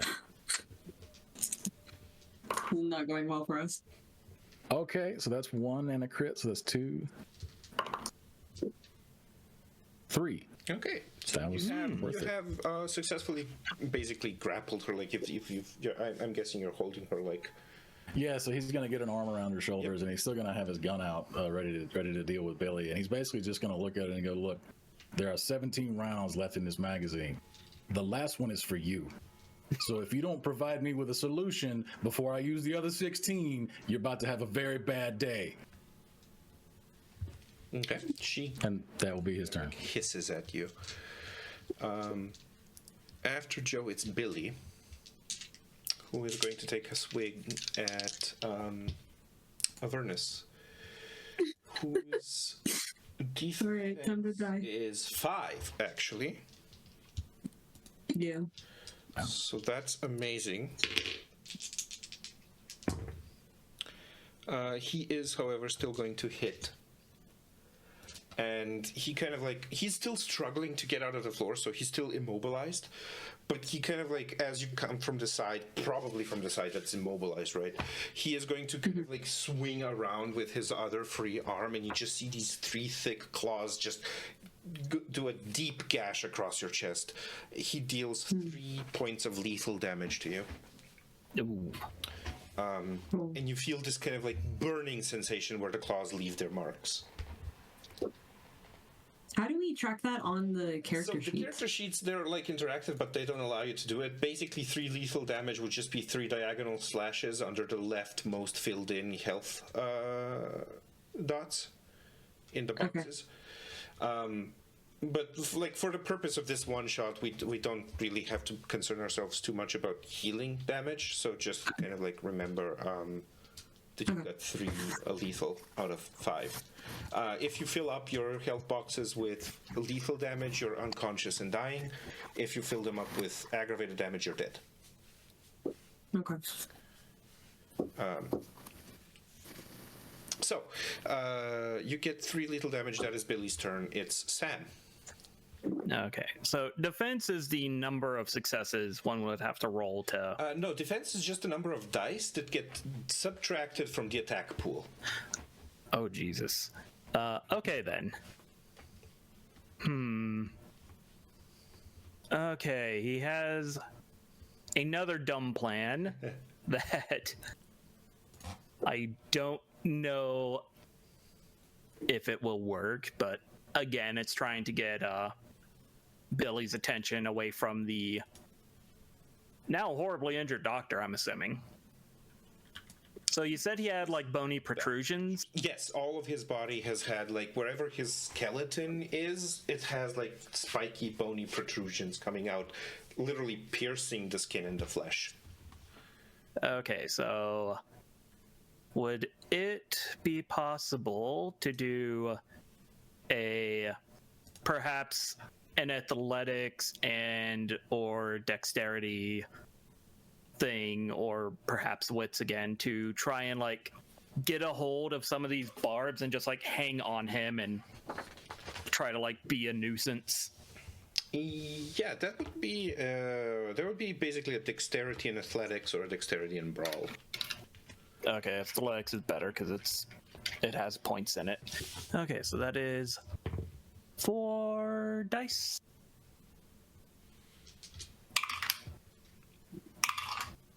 Oh, okay, that's 1. 2. Okay, that is 2 successes. 2 successes, yep. Against his impaired movement and 1 success, you manage to mount Billy. Not like this. So yeah, he is. Yeah, just gonna like grab onto the spikes, hang on to it, just like shout in his ears, kick him in the back, just trying to get his attention off of the other people. So you're kind of like actively kind of pulling down on them or something, or did you actually hop on? Like hop on. Okay, yeah, that's fine. Alrighty, after you, we have Jean, who is going to try to struggle against the sheriff. So the sheriff can roll me another, what was it, dexterity and athletics? Yeah. Against her, dexterity and athletics, I don't believe that you will have to roll, but roll anyway. That one go. You say that. Yeah, that's 0 successes. That's 0 successes. Okay, she actually, she kind of like uses the age-old trick of stomping down on your toes and slips underneath your arm and kind of like pulls away and starts running off in the other direction. Rutherford falls to his knees. Alex runs into the sawmill with a shotgun and tries to shoot at Billy just immediately.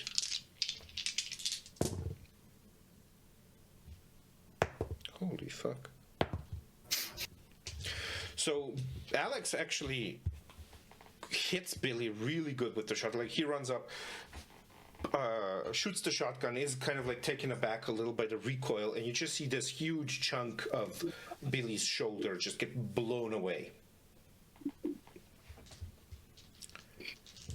And then we have Grandma. And that's why we're friends. Still praying. And then Avernus. Oh God. Well, clearly, Plan A didn't work, and Avernus doesn't really have a Plan B. take down the mom. Yeah, I think seeing as one thing isn't working, Avernus would be like, all right, I'm gonna be no use in this area because I'm a doctor. And we'll rush after Jean to try and, like, I don't know, tackle her to the ground or just stop her from reaching any exit.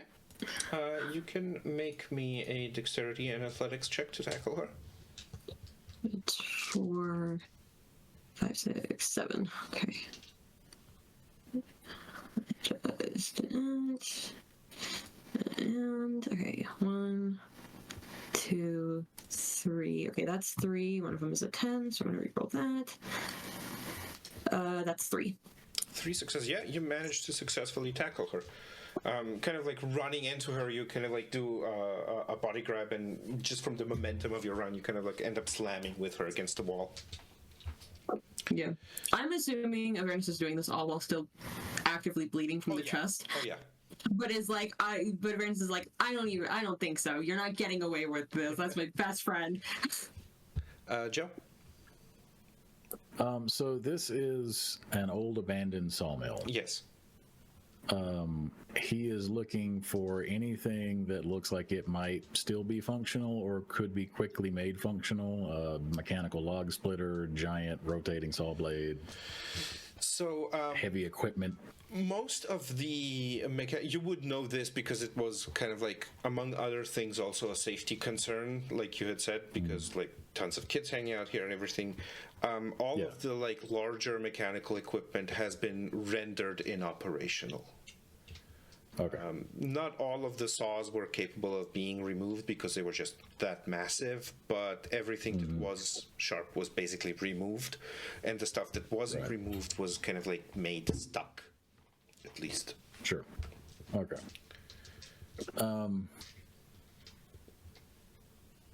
Yeah, well, in that case, then he's just going to continue to keep a safe distance, seeing that the doctor seems to be wrangling the mother, and take another shot at Billy. Yep. That's dexterity and firearms minus 3. Yeah, minus 3. So it's 2.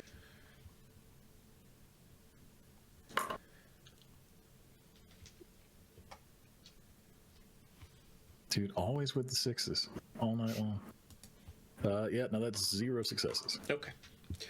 That's 0 successes. Again, you kind of like, you shoot, and this time you'll see the bullet enter Billy, but he just does not react. And now it is Billy's turn.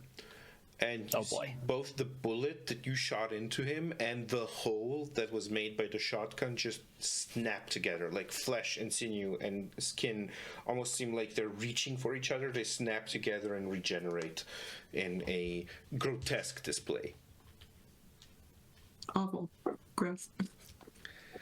And Billy is going to spend his turn getting out of the hole that he has made with his arm, and successfully kind of like rips out along with another significant portion of like the floor and the ground beneath. And then we have Sam. Oh boy. Okay, so there's a chance that Billy could be annoyed by the Sam on his back. So I was wondering, now that Sam is in a spot that he might be able to think, could he perhaps use, I don't know, wits or intelligence and occult to think of some kind of weakness for this individual that we're dealing with? Make a wits and occult roll. Yes. That is a solid. Oh, 1. Okay. No. No. No. 3. Okay, so I have 1 more. No, I got 1 success. If you want, I will let you use a willpower for this. Oh yeah, I'll burn a willpower for this. Yeah, okay, I got 3 left. That's fine. So. Well, like, we're at endgame. We might as well use all of these up. We're all about to die. What are you going to say to us? Yeah. Might as well die with some dignity. I got 3 successes total. Successes. Okay. So from all of the stuff that you've researched for your writing career, and from the fact that you've kind of like been indoctrinated into this specific cult, you know a few things. One of the things is this definitely is not like the demon that the cult worships. This is something completely different. Yeah, this thing was a felt more feral. transformation that was triggered by a phrase, so it's probably also reversible by a different phrase. Is the one thing. So there is a possibility of like turning him back into Billy potentially by finding the right words. And the other thing that you know is the way this transformation has gone, it is like you're thinking if this is not demonic, it's something to do with like transforming, with being mercurial, with that kind of thing. And usually the stuff that's like related to mercurial changes, to changes like that, they're usually purported to react to silver. Okay. So yeah, he will shout out, Jane, I swear to God, if you do not give us the counter phrase, I will cut your tongue out. And he'll look over at Joe and say, "We need silver." Like silverware? Literally silver. Fuck, I look like Werewolf Van Helsing? rolls. Yes. Jesus fucking Christ. I'm imagining he's saying that while Billy is bucking him around. Yeah. And then we get to Jean, who, do you have anything else? Like, this was basically recalling information, so if you want, you can do something. Oh, could I potentially use some kind of action to threaten Jean? Yeah, sure. With that threat of we can tongue removal? You can choose to do either presence or manipulation and intimidation. I will do manipulation, because that's one... they're the same, but yeah, whatever. Manipulation sounds good. And I'm going to burn another willpower to 6 dice instead of 3, because I have no intimidation. 1 success.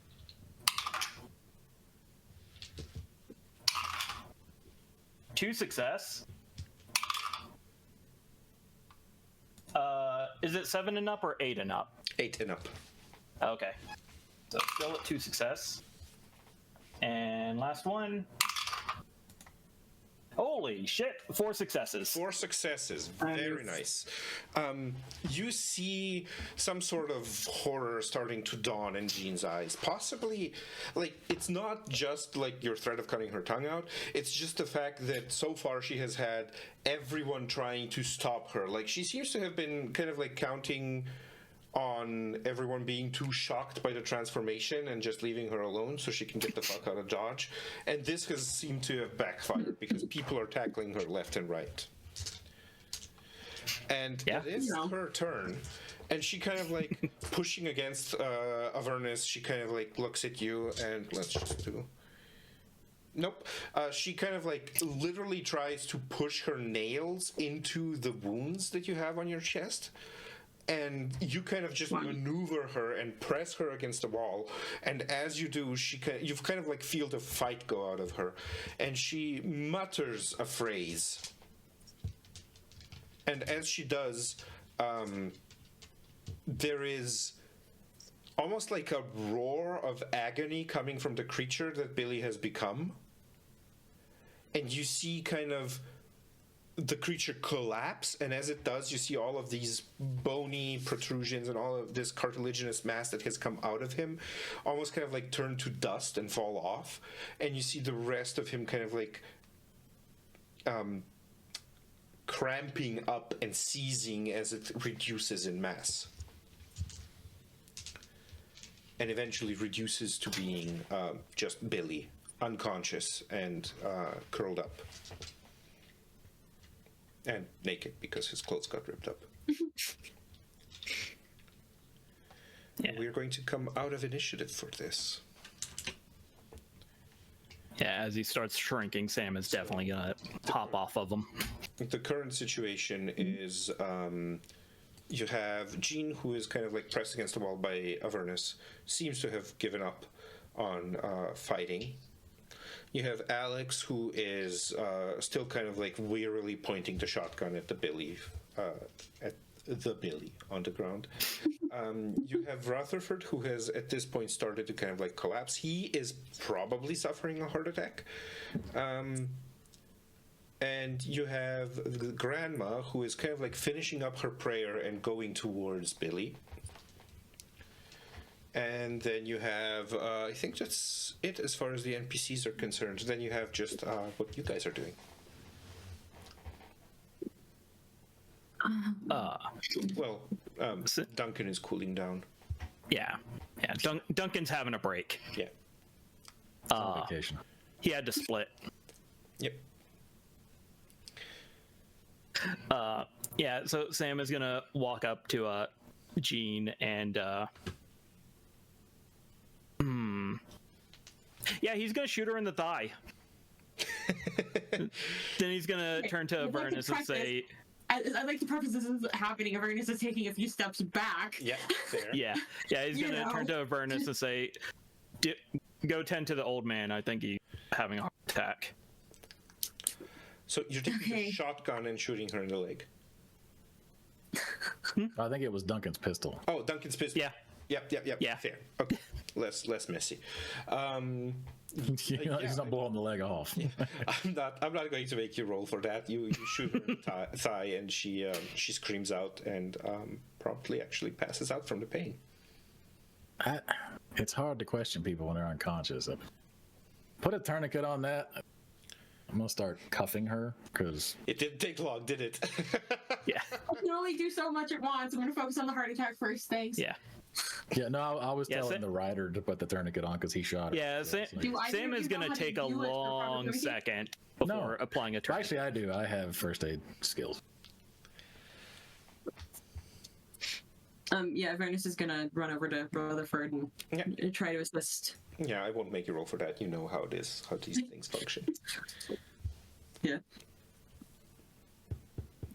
But then probably as soon as Rutherford is like vaguely fine, would then rush over to Billy. Yep, that's fine. By now, Esmeralda has kind of like finished her prayer, and as she is finishing her prayer, she puts like the necklace that she was gripping while she was praying. She puts it over him. Good call. That necklace is probably silver. Says John, not Sam. But Sam was thinking it because, yeah, that's how he would write it. Yeah. And what in the flippity fuck? Does anybody want to explain what just happened?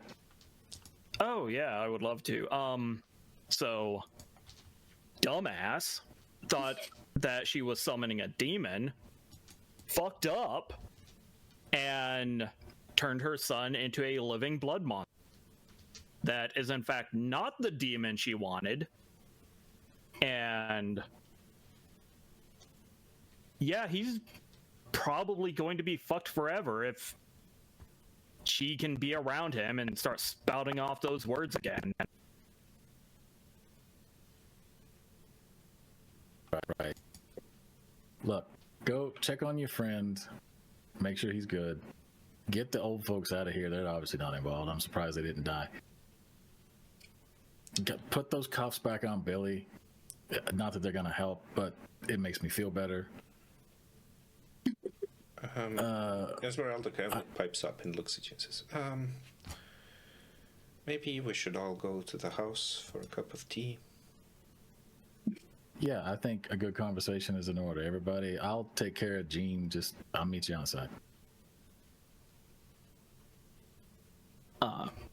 As all getting set up, Sam's gonna go over to Avernus and be like, do you want me to send Alex to go get any medical supplies for you or anything? Or that would be fantastic, because I'm not leaving Billy's side.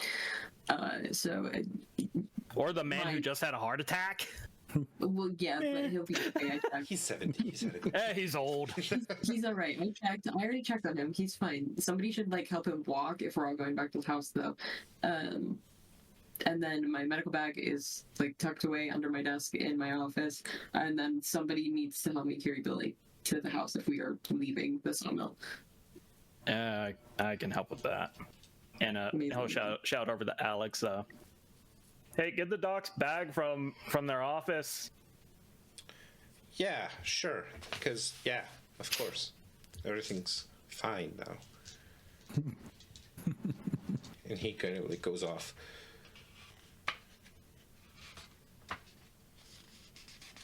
And then So- I guess really everybody just migrates to the house now. Yeah. Well, Joe is intentionally lagging behind with Gene. Oh yeah. He wanted you out of the way. So he's gonna wake her up. Yeah. He's gonna shake her, slap her, whatever you gotta do. Easy enough. You know, I've been doing this a long time. I'm not even entirely sure there's a law for what you just did, or how in the hell we'd prosecute it. But tell me She something. looks at you with a very smug grin. You ever get over to the city, meet that nephew of yours, Jim? What about him? Did you do the same thing to him you did to your kid? Wasn't me. Who was it? Those who were the keepers of the book at the time. What is it with this fucking book? And she kind of like looks at you and she seems particularly pissed about the topic. And she says, the book was supposed to be the relic by which we summon the demon, the blood drinker. Who in their right mind would want to summon a blood drinking demon? Like, at what point did that sound like a good idea? Believers. Yeah. So this It's Joel not kid, you it. know him? It's not it. What's not it? The book is tainted somehow. I don't know what that was. That was not the blood drinker. That was bad enough. It was not the blood drinker. This Joel kid, he one of yours? No. Somebody you know? Just a pawn. Some easy hypnosis. So he wasn't the one with the book. No, the book is mine. Is it at your home? You can have it. It is a false relic. It is in my library. I gave it to the kid and Right. suggested that they do the ritual. I had hoped So you they would involved stay at the hut, kids. but they didn't. You had kids do your demon summoning for you. Great. Well, like we talked about, It takes 3 voices. that's good to know. Well, And it wasn't Like I a said. demon summoning because the blood drinker was not. I do not know what that monster was. Useful though, but yeah, if it wasn't your kid,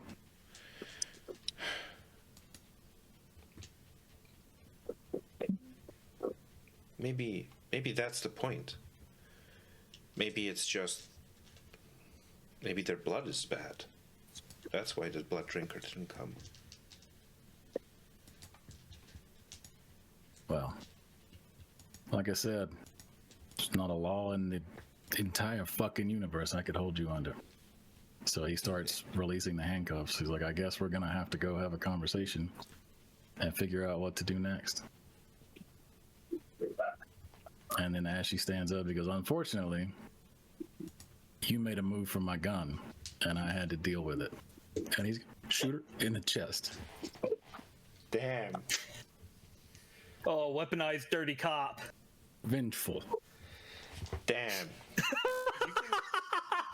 You can recover 3 points of willpower for that.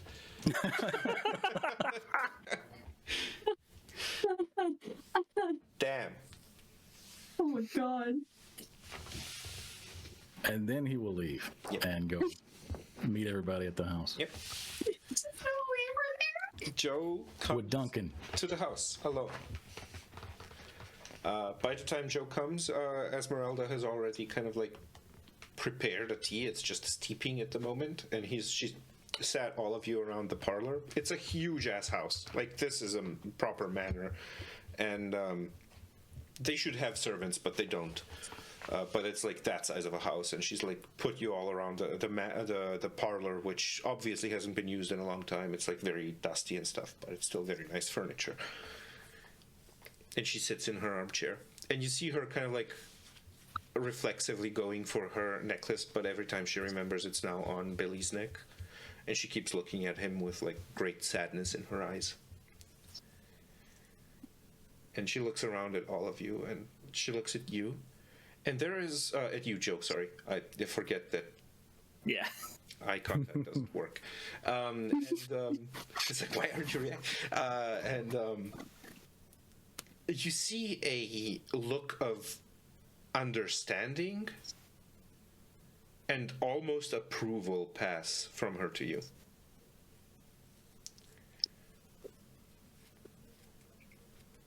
Okay. And she just motions for you to sit down. Appreciate the invitation.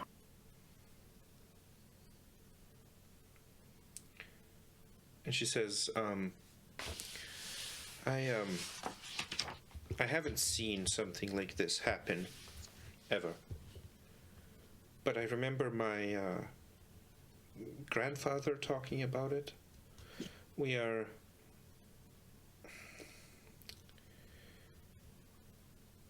not exactly descended from, but there is some sort of werewolf-like ancestry in our family tree. Sam will drink some of the tea and say, German? Italian. Is that where they're from? But Italian? the point is, we are not werewolves, and some of the Cormacs in times long gone were what was known as wolf-blooded. They were known to be slightly more animalistic in their behavior. They were sometimes a bit stronger, sometimes a bit faster than regular humans. That is no longer the case. That has, for a very long time, not been the case. But there are things out there that can cause a change in us. What you saw happen to my poor boy.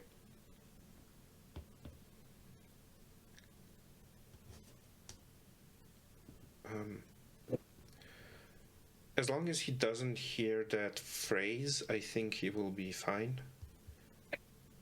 And if he does, the necklace should prevent that from happening.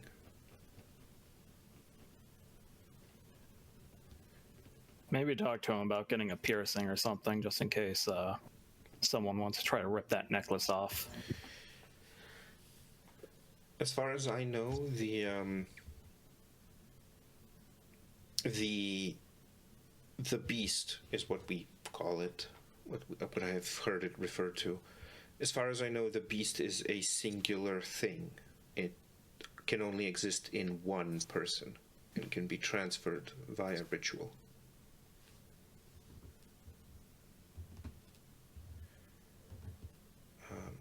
So, Well, then it had to have been transferred. Billy's never left the Yeah. town. Yes, I think that was the ritual that was performed in the sawmill.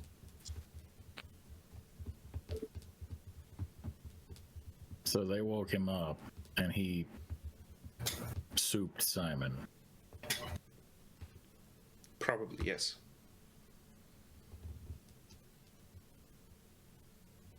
He won't have any recollection of that.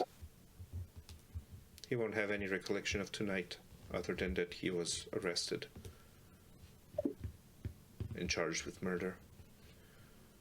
Yeah, we'll probably be dropping those charges. Honestly, I was just trying to use leverage against his mother. I had a suspicion she was involved. She I really wish we wouldn't have used Billy as leverage, but okay. seems to have. Avernus is still grumbling all this while checking Billy out, making sure Billy's okay. He seems fine, although he seems to have lost some weight.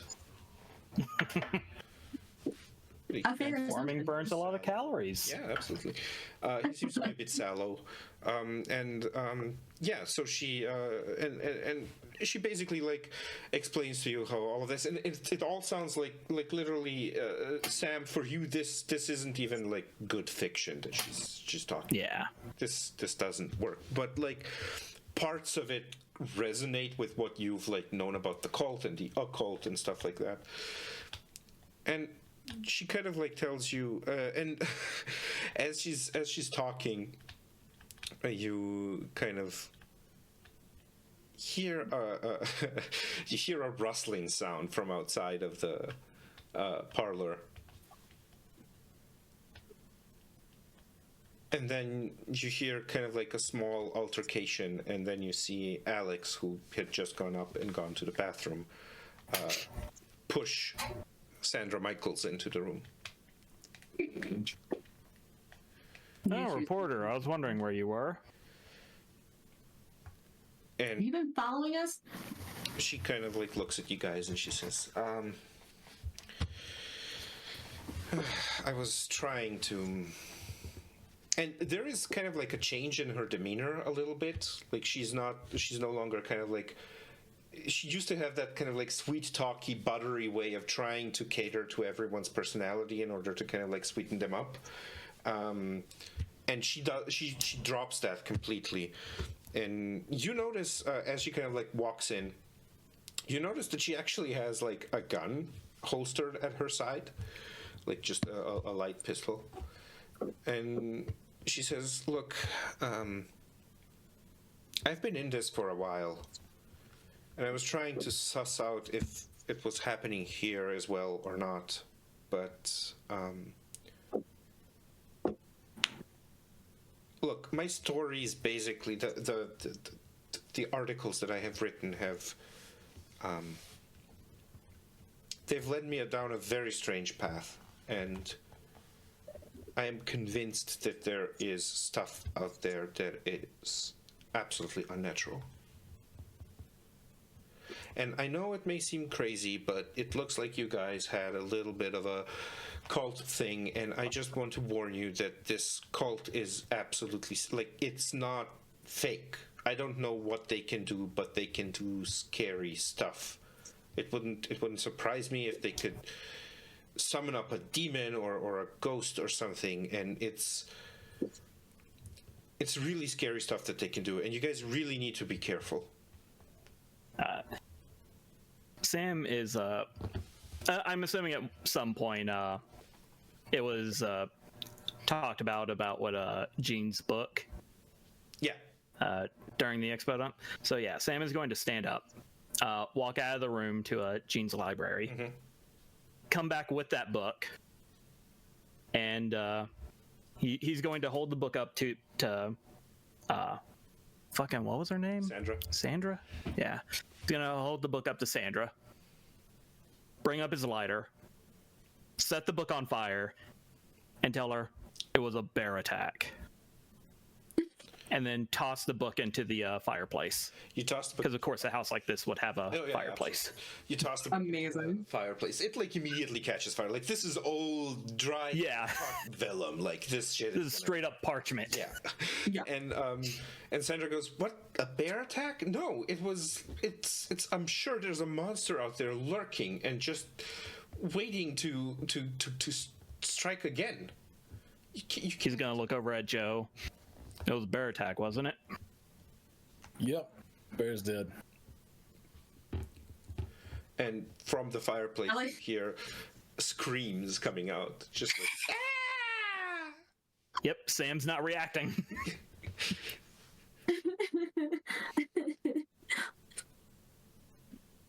Oh, that's great. I like to imagine Avernus has not treated their own injuries because they're so much more worried about Billy. Just bleeding And all just kind over of the looks finery. over at it looks over at Sandra and is like, "It was a bear attack. Now stop asking questions." And then turns back to Billy. And Sandra's shoulders kind of like slump a little. And Esmeralda looks at Sandra and says, That's okay, dearie. You'll learn how it goes.